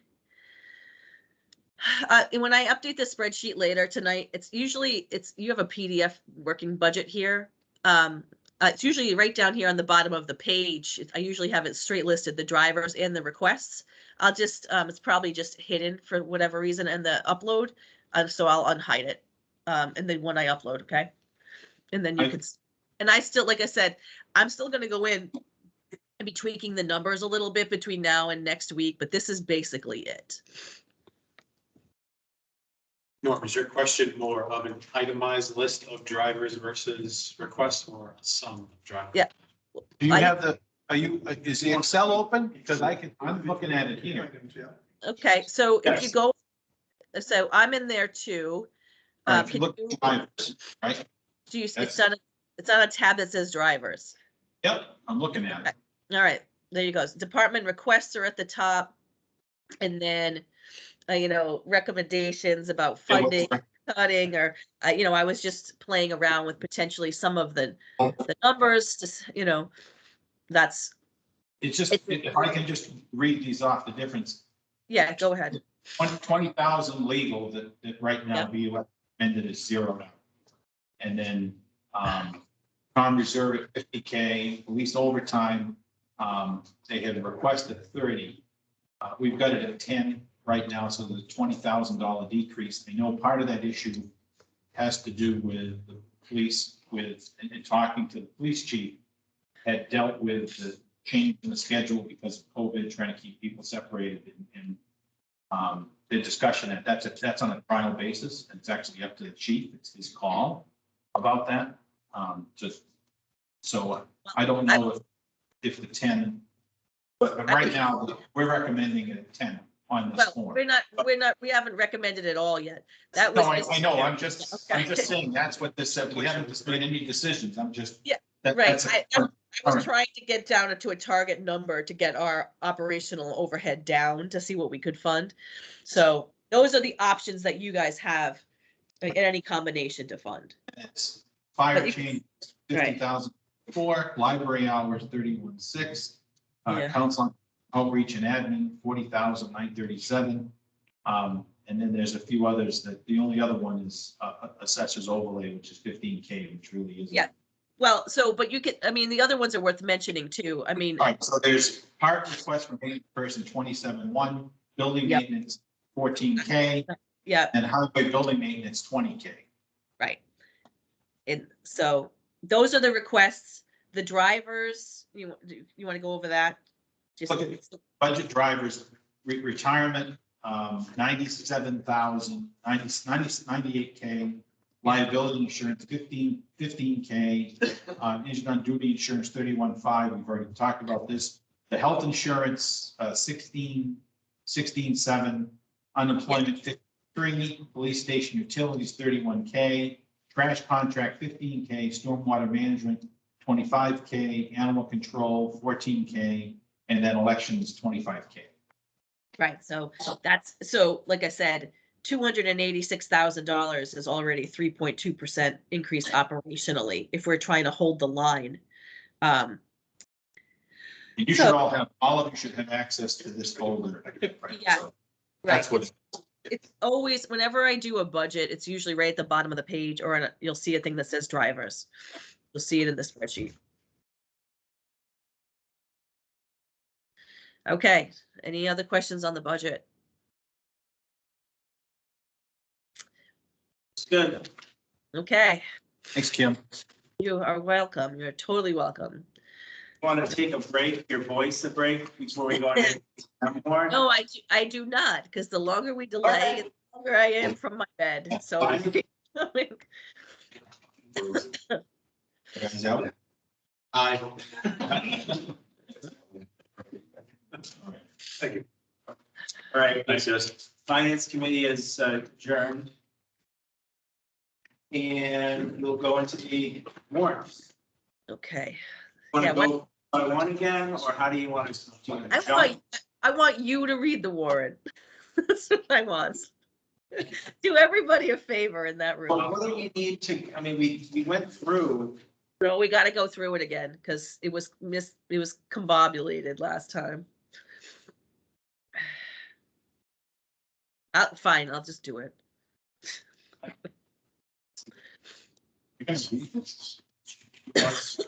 We have to read through this, or? No, so. Hey, you want me Last to time, do it? right? I don't mind. What's that? I'm I just mean, gonna go. I'll read it. I'll go quickly through the ones that are ours, and then I'll leave the rest. Are the ones that need a lot of discussion aren't ours anyway. So just go through it. So Article 1, you have to Balance you budget. have to have a balanced budget, right? 2, this is salaries of elected officials. 3 is the budget. I don't know why it was throwing me for a trip last time, but it was. That's the budget. 4 is Chapter 90. 5 is the assessor's inspection program, update valuation account. This is the police grant, 5-year land use plan, and we need that on this one, right? I know we tried to do it every meeting, but I assume that's a yes. This Yes. one is okay. I know we've done it every time. Same thing with Dave's grant up there.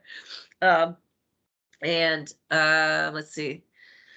This one, this is a transfer bill is, I can't see, I'm blocking my own sheet. This number 9 has to do with the fire engine. Yes, the it's fire giving money back, we didn't capital use account. this capital account, right? Then 10 is the brush truck from capital, hopefully, or loan or lease. So then here's 11, 12, 13, 14, 15. These are all mine. So 11 is money from the town hall campus, what's for the campus from stabilization, right? We're thinking that number is 250,000 based upon what we put aside earlier in the year that we thought we were gonna pursue. 11, this is, 12 is Inman Hill, right? I have the numbers on these two. I know you want a chart that shows you how much. We'll do that when we do the spreadsheet for the ATM, okay? Which should be next week too, actually. No, the week after. Then we have money. So we have money in Inman Hill we're going to transfer. We have money from Complete Streets that we've been sitting on for the last 5 years that we're going to transfer. We have money potentially for the police station building project that we're going to transfer. But again, each of these things, like this police station building project money, probably is going to be used for the cost of the demo next week, right? So that's why we really need money from stabilization. We have a cost estimate for the project. I'm confident we're going to have at least half of what we need, so we should be good there. 15 is the Inman Hill Road roof that Alan wants. And then I'm going to stop talking, I think. This fund to operate the enterprise fund. We have to do this enterprise fund every year. It's not like a revolving account, Cindy. I'm sorry. This is the water enterprise fund, or it's the money that the ratepayers pay. We have to do it every year, though. Yeah, it's basically our version of the You're budget. transferring it, you do. yeah, every year. Yeah. What about Board of Health then? Don't they have one? They don't have one. Okay. So, okay, so then perfect. So then these are just the limits, right, that we can vote on now. So Dan, you're asking for an increase, okay? And then go ahead, you guys can go from here. So it's 18 on. This, well, 17 is an increase request. Yeah, for parks goes from 150K to 165 is the limit. Dan, do you want to talk about? Yeah, we're just looking to make a slight increase to the spending cap, just with all the increases to minimum wage. I actually don't think we're gonna hit this cap, but it just better do it now than have to go back and reopen stuff. And again, it's a revolving fund, so you can't spend more than what's in it. It's just that Correct. you can't spend more than 150, and you're saying because of some of the increases in minimum wage, you want to give yourself a little bit more room in case you need it. Correct. okay. Affordable housing coordinator, yes. This is the CPA transfer for the police station, yep. Put all the CPA money into the buckets, yep. Go ahead, Ann, this is you, Beach. Dan, do you want to talk about that? Sorry, Yeah, I was saying, so 21. yeah, 21. So the Parks Commission is requesting funding to do, this is going to be a major landscape renovation of the town beach. I think previously we had gotten some money to do all the engineering. So now this is the final phase of the project. It's all the retaining walls, ADA accessibility, fixing the entrance, the fencing, basically the whole 9 yards. I think the tentative number is 180,000. We're finalizing our estimates right now, and then we have to go out to bid on this over the summer. That's good. Do you have a schematic? Yes, but not one I can share. I'm in my car in a parking lot, but we do have a design that we're working on. I Okay. could have it next week if this is coming up again. This should be it. This should be the only warrant. Well, we'll need it when we go to FinCom with the amounts. Okay. I'll email it. 22 is town hall campus. I can explain this. This is also for the town hall campus project, the MVP project. I'm trying to see if we can use CPA funds for some of the CPA, for some of the ADA walkways. So I'll know by next week.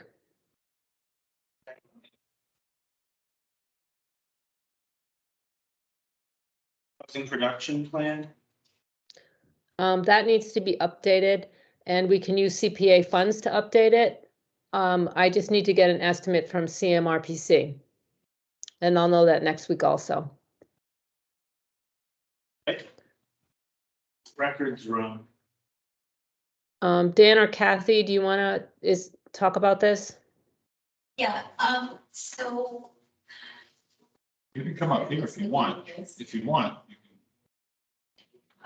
So, we applied for an MPPF grant for the records for more in the process of applying. It is 50-50 match plus a 25% in addition to the 50. We will be asking the voters if they'll support this project. It is not going to be cheap because we have some serious structural issues with the foundation, that building itself. We just get a report from Burton Engineering, which I will share with you and we can take a look.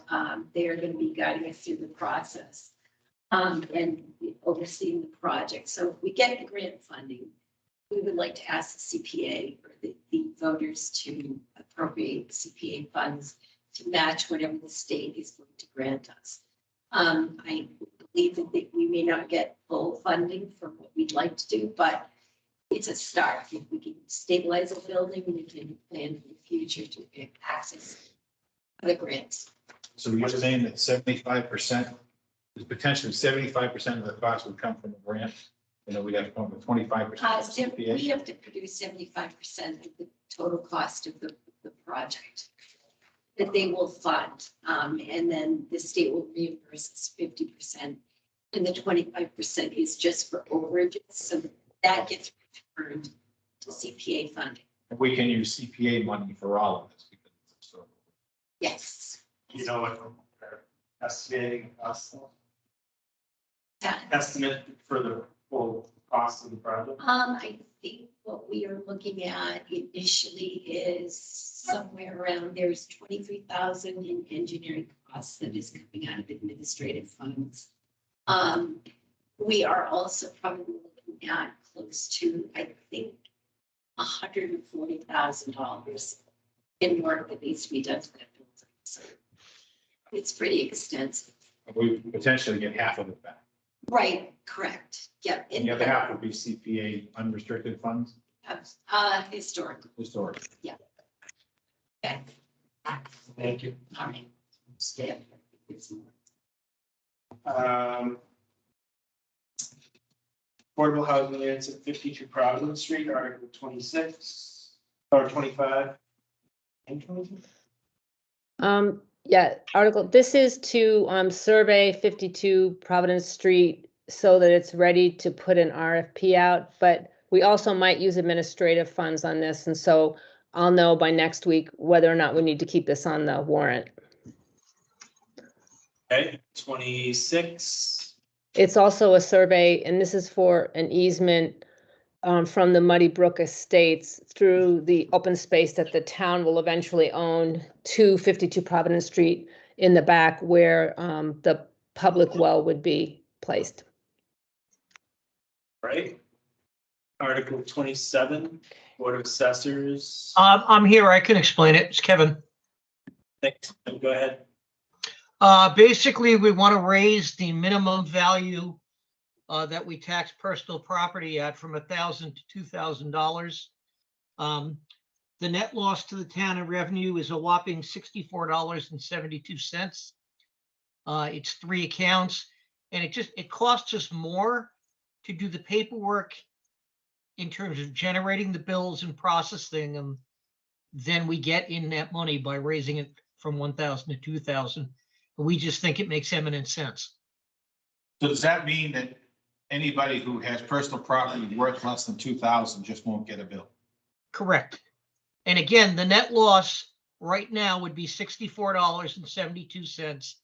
It's 3 accounts, one of which, by the way, pays only $12 a year. So he's getting 4 bills for $3 that we're processing. And we just think for that little money, it's worth raising it. And just to know, we surveyed area towns. Most towns are in the 3,000 to 5,000 level, and a few are even at 10. We're just doubling it from 1 to 2 because it makes sense to get rid of those 3 or 4 little accounts. Okay. All right. So it literally, the exact loss right now is $64.72. $64.72. It was in effect right now. Thank you. 28. Local Historic District. This is adding 2 new districts, right? Historic districts. Yes. Request on the property owner at 6 Bay Street. She would like to convert her property to a historic district. The other section is part of Washington Street. This part. Yes, the four. Can I just ask, for instance, the one at 6 Bays? What are the consequences of that to the town? Is there any? No. None. No, it really is an agreement. We agree to follow certain guidelines in terms of design in addition. So she's asking to have this She designation. wants it put on. done, and she wants it done because of what is happening on Cape Road with the bylaw that's not being adhered to. Right. Alas. But, anyway, she does not want the house taken down. The one across the street. You mean her house? She does not want her house taken, Oh, which would, yeah. So, explain that to me. well, I think she's within the 200-foot This is a perpetuity. She were to sell the house, it's still Yes. part of the story. Yes. So what you're saying is that with what's going on across the street with this potential warehouse, Right. they could somehow, something, take your house. No. Somebody could buy it, Oh, okay. buy her property. She doesn't It's have a- within the 200 feet.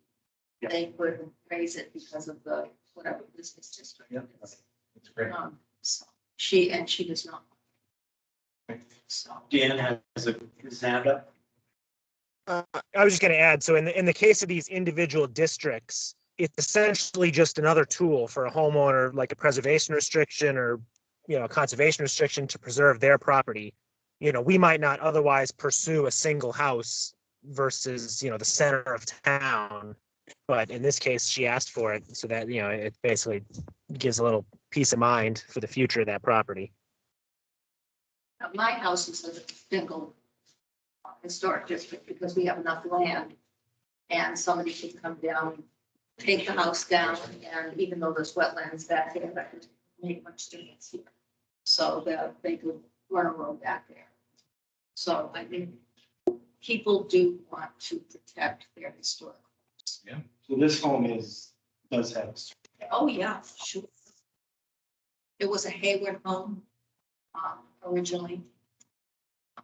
Actually, they leased property to, build a school in that area on Bay Street. There's a lot of history that we, so. Anyway, and Washington Street is the same way. We did interview 7 people there. That's all we had time for at this point. I talked to one of the residents who was unsure. And I said, just look it up online, the design guidelines. Because they wanted to put a pool in. And said, they have enough land to build a house adjacent to theirs. And she looked at the law, design guidelines, and decided that she called and she said, it's fine. There were several other people there, as a matter of fact.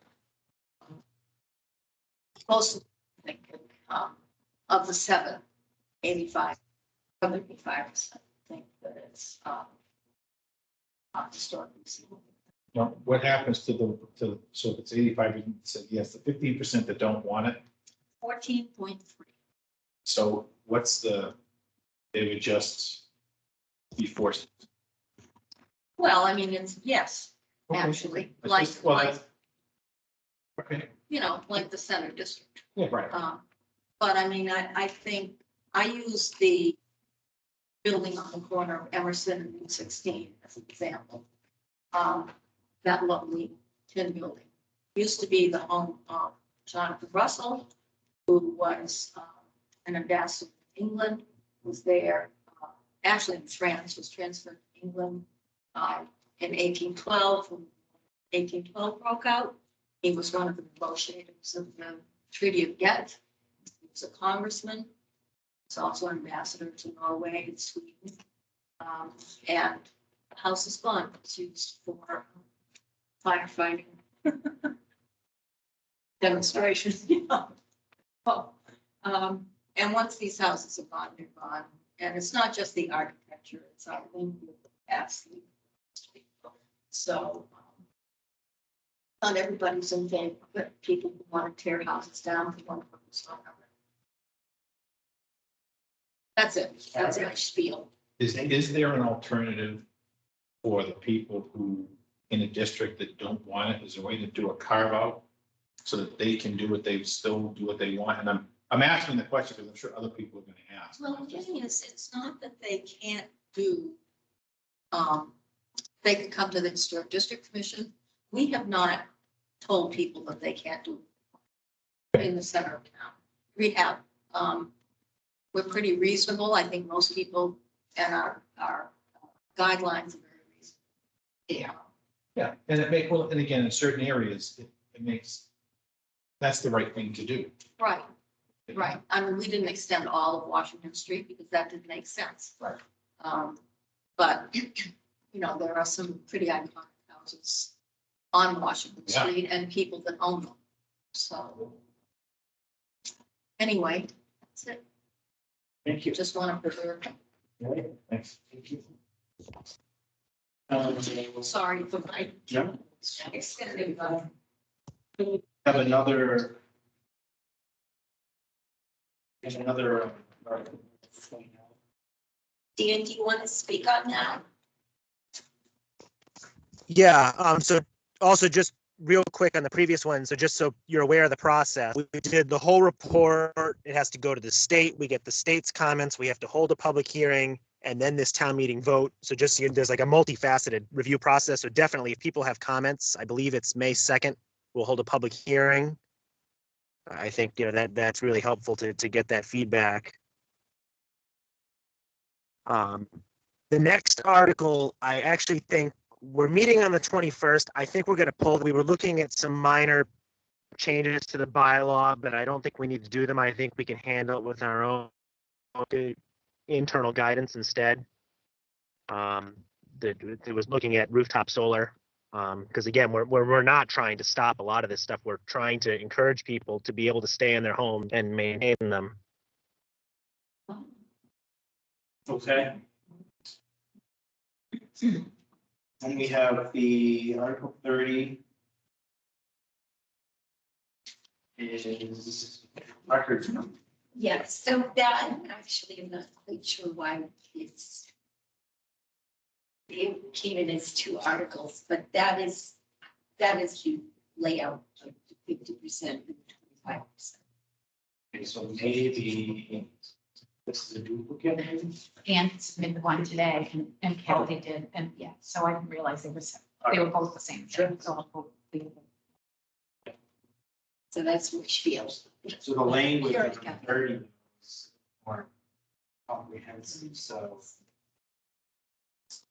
I guess 25 does the same.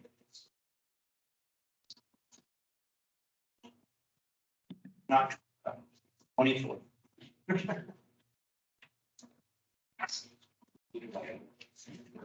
All right, you know. 31. Records from.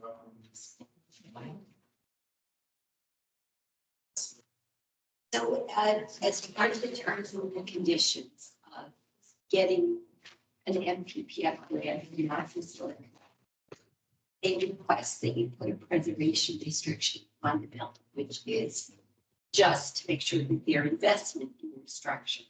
It isn't going to go away. Right, exactly. So it doesn't, putting a preservation restriction does not keep you from selling the structure.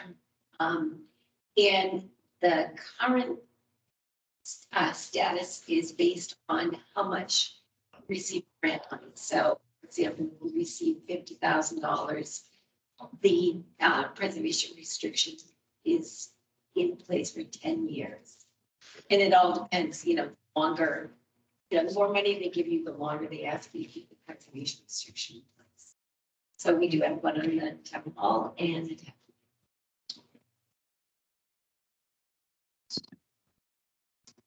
Demolition delay bylaw.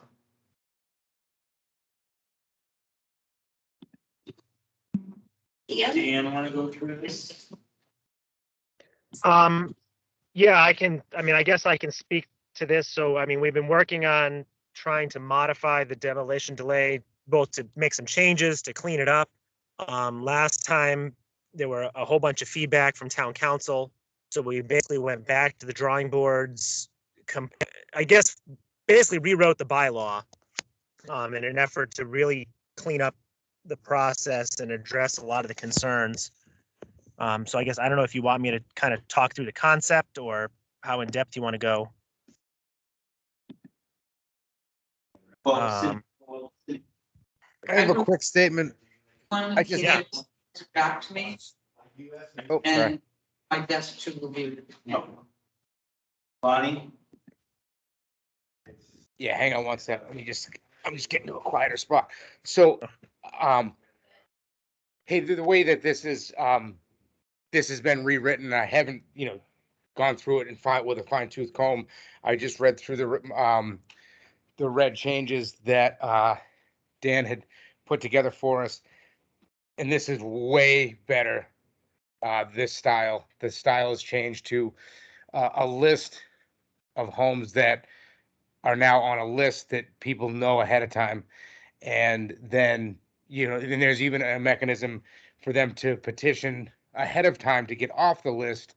And it's just, in my opinion, a much better way to do this. I would defer to Cindy for any other details that she had proposed forward, but this was something that I know that I had been asking for quite some time.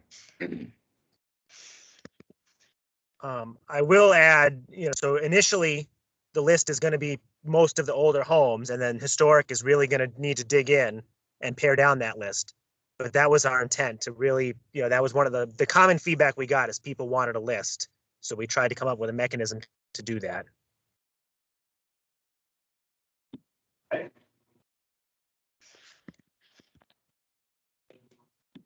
So just to understand, Cindy, you're going through this latest iteration? Yes, I've received the same version as Lonnie, and we just recently got the red line version, and my role now is to plow through it, and I'm sure I will share Lonnie's view that since a lot of the changes have been made, that it by law. And I'll have those before tweets. Okay. Perfect. And 33 is sale of 36 Velvet Street. That's that whole parcel, Kim, right? That's the one in front with the front part that's empty and the back is the solar. Or Jack is, okay, Jack. Yeah, I can help since she can't talk. I can talk, thank you very much. I should have. This is the front piece. There's a bit of a ledge in the back, and that's the dividing line. It's about, I think about 9, maybe less than 9 acres total, if you really count some of it. And the property line would be negotiable. It's own business. We are out to bid now, and I know it's later on your agenda, but I'd like to do it now. We had our appraiser come in yesterday for an appraisal of $375,000 for sale. And for sale. When I did walk the premises with the appraiser, he did have concerns about a curb cut there. There is one, but it's, you know the street better than I do. And I know there's been a bit of a history on a possible septic system there. That makes it a little difficult. I think that's why the appraisal is what it is. Bids are due Friday at 4 p.m. They're going to be delivered to the police station, and I heard a rumor that the fire chief's going to be there on behalf of the town. Yep.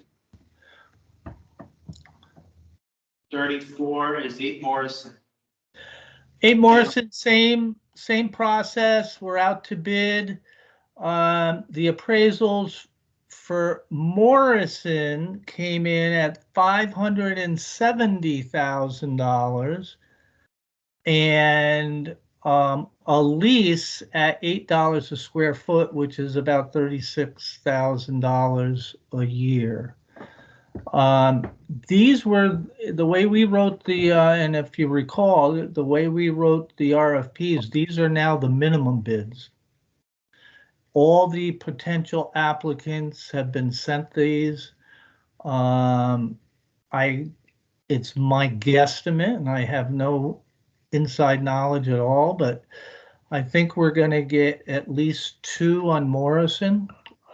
2 bids on Morrison. One use I'm not sure of. It's from an abutter, and the other use possibly for a cultivation facility.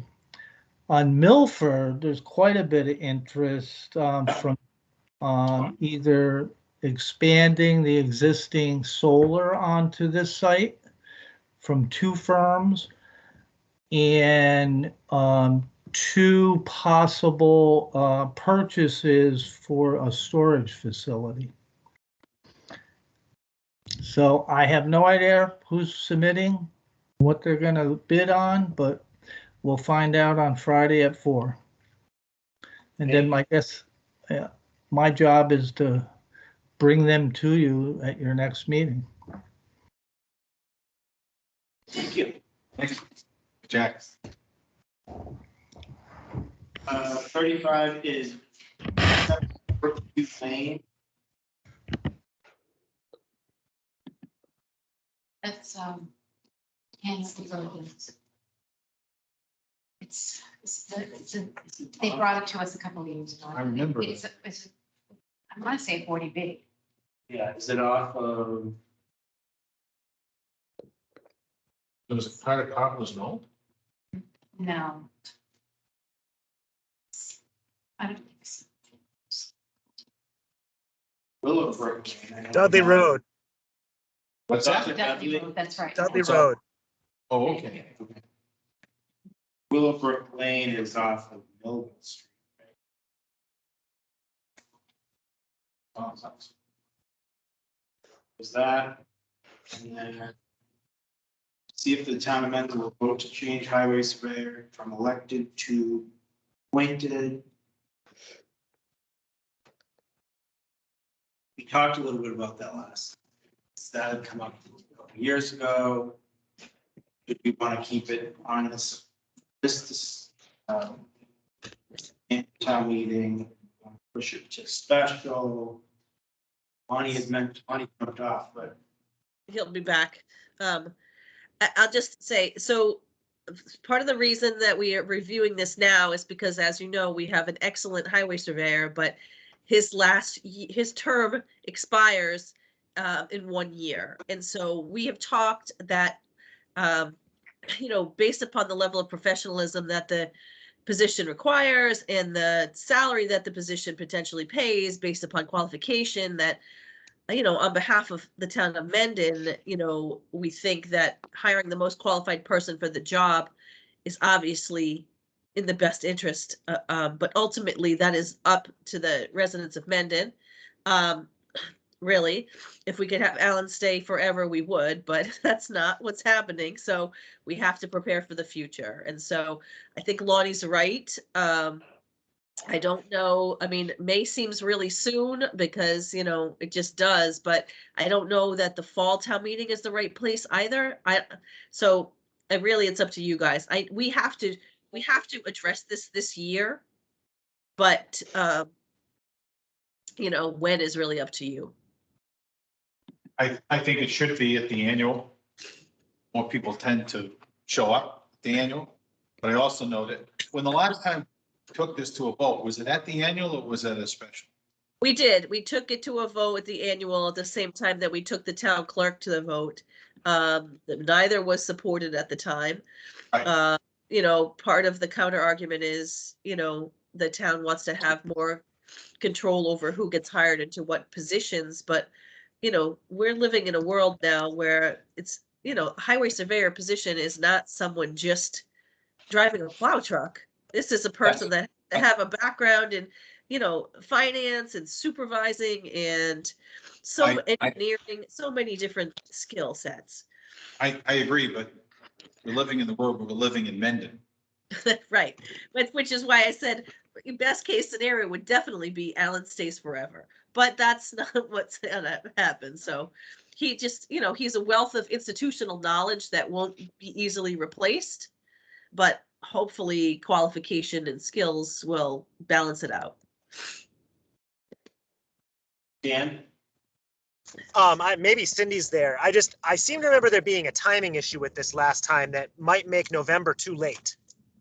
I don't remember any of the details, but just a thought. I don't remember that being an issue.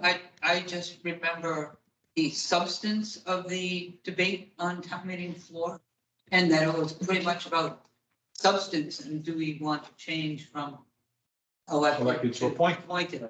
I don't recall anything about. I think the issue was, there's some kind of 6-month preclusion of switching it and when it would come up for a vote. Because if I'd you have do it to in go back and November, check. that's 6 months before the election. So maybe switching it, Well, bottom line is I think Yeah. we should. we should put it on. If we're gonna make that decision, it should go on at the annual. And if we want to do it to coincide with Alan's his last term, which is next year, then this is the time to bring it up to the townspeople. And I'm all for letting the townspeople decide how things are done in their town. I think people need to be reminded that they elect the select board to make those decisions about key leadership staff in the community. And if they don't like that, they can vote out select board members. Right. And express their concerns to the select board. This position, in my mind, is a very technical role that will be the town will benefit from in the future having a professional continue to be in that role. Leaving it up to an election, you never know. Citizens petition 38. Let's see. Roosters. Citizen petition. We'll read, notwithstanding the foregoing, no person shall keep a rooster or roosters on a parcel of 50 acres in a residentially zoned area for the town. Violation hereof may be punished by a fine of $200 for each day of violation.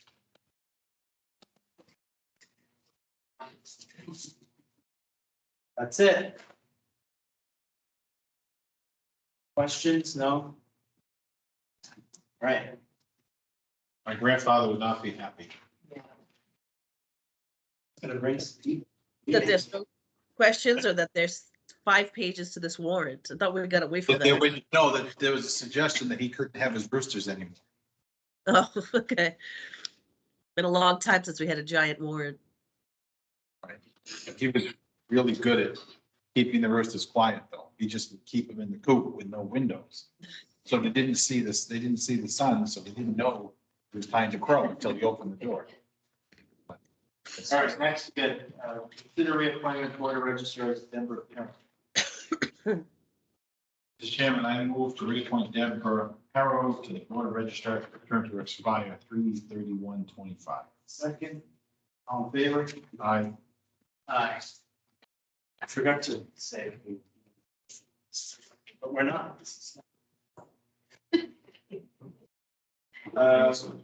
Discuss appraisals, we already did that. Okay.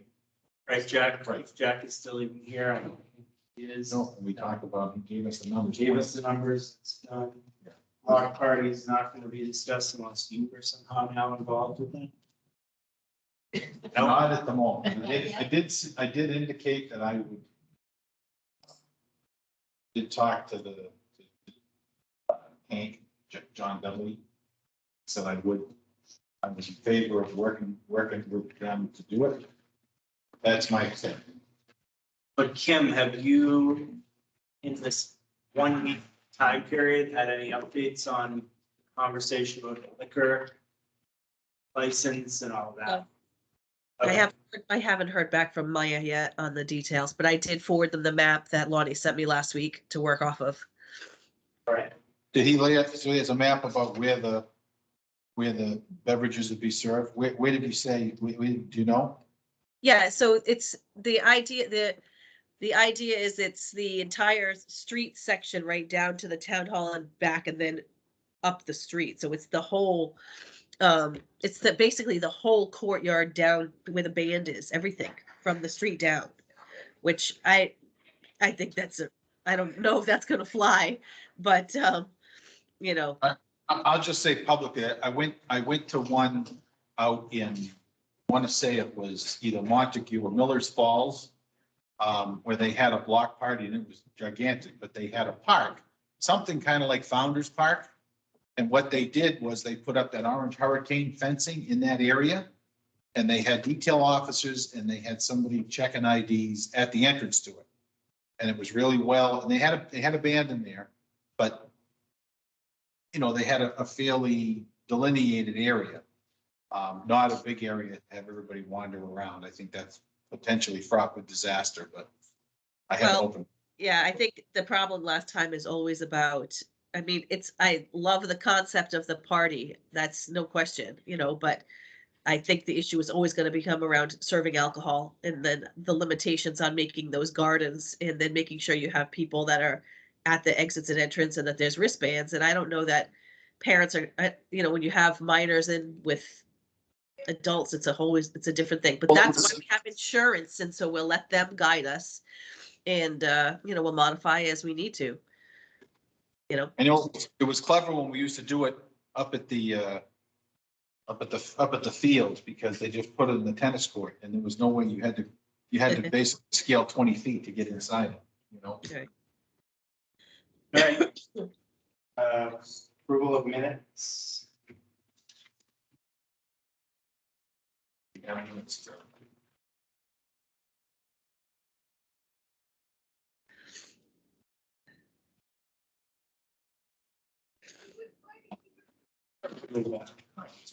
Move it to the next meeting, Laura, please.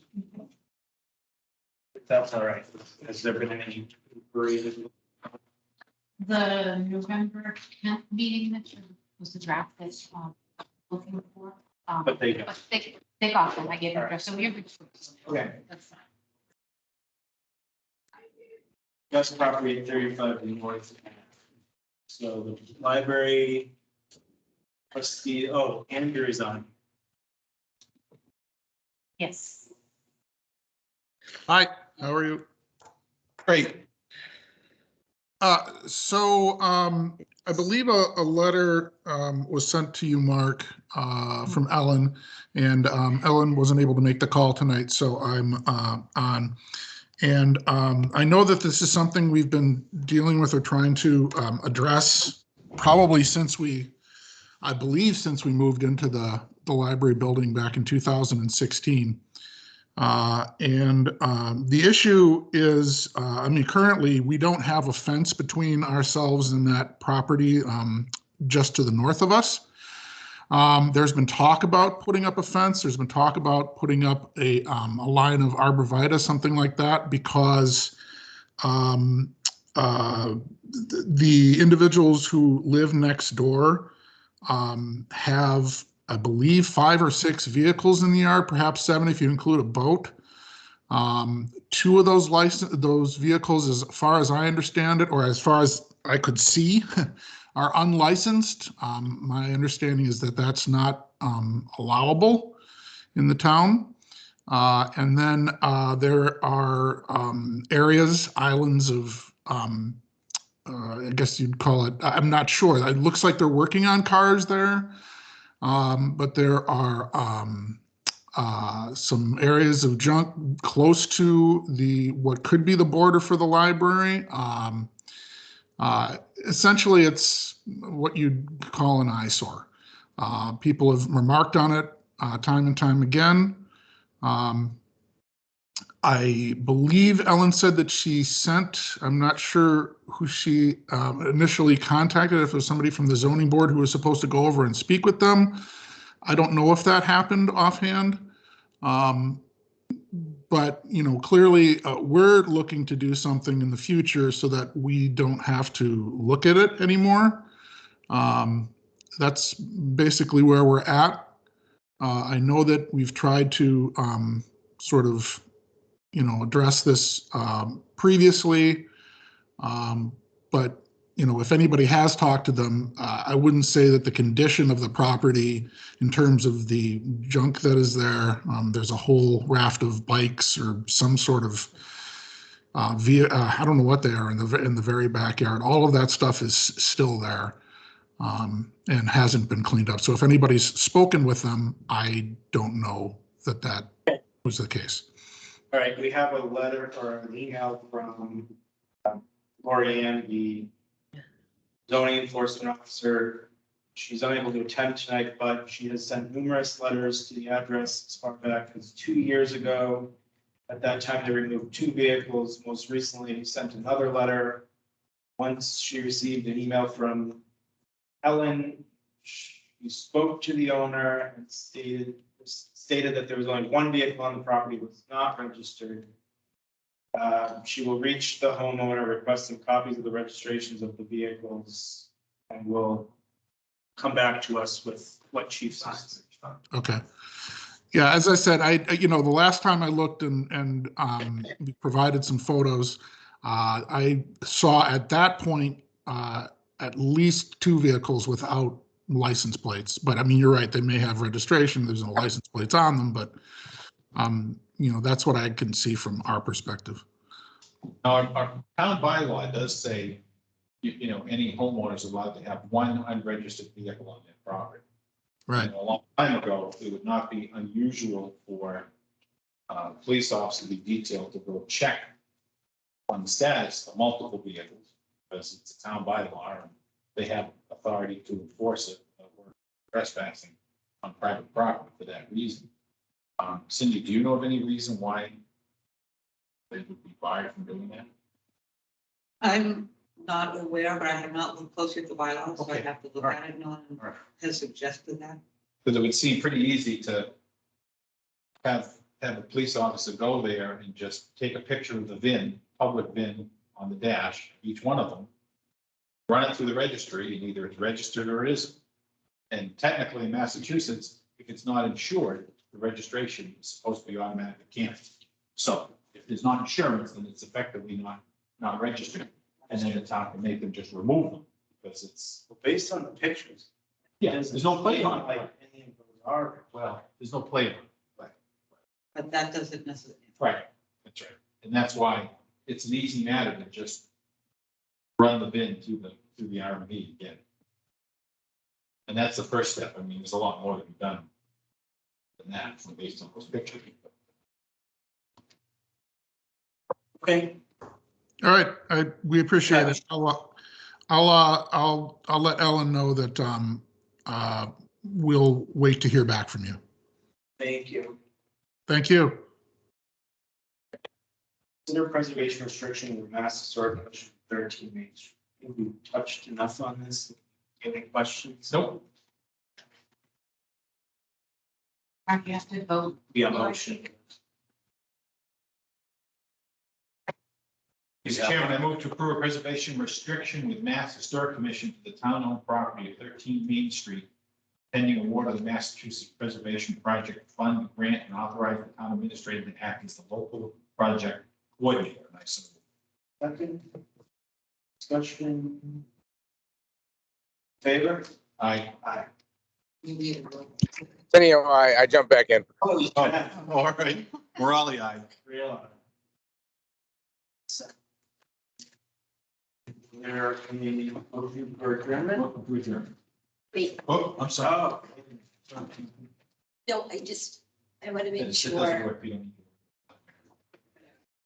to- No, I just wanted to say to everybody who helped to make this grant, a possibility. A lot of people put a lot of time and research, and I just want to thank everyone for helping. Because it is a team effort, and it's rather unusual property with unusual issues, so keeping our fingers crossed, but thank you, everybody. Thank you. Okay, motion is made for adjournment, seconded, all in favor? Aye. Real aye. Anyhow, Thank you. good night, guys. Aye. My, Good night.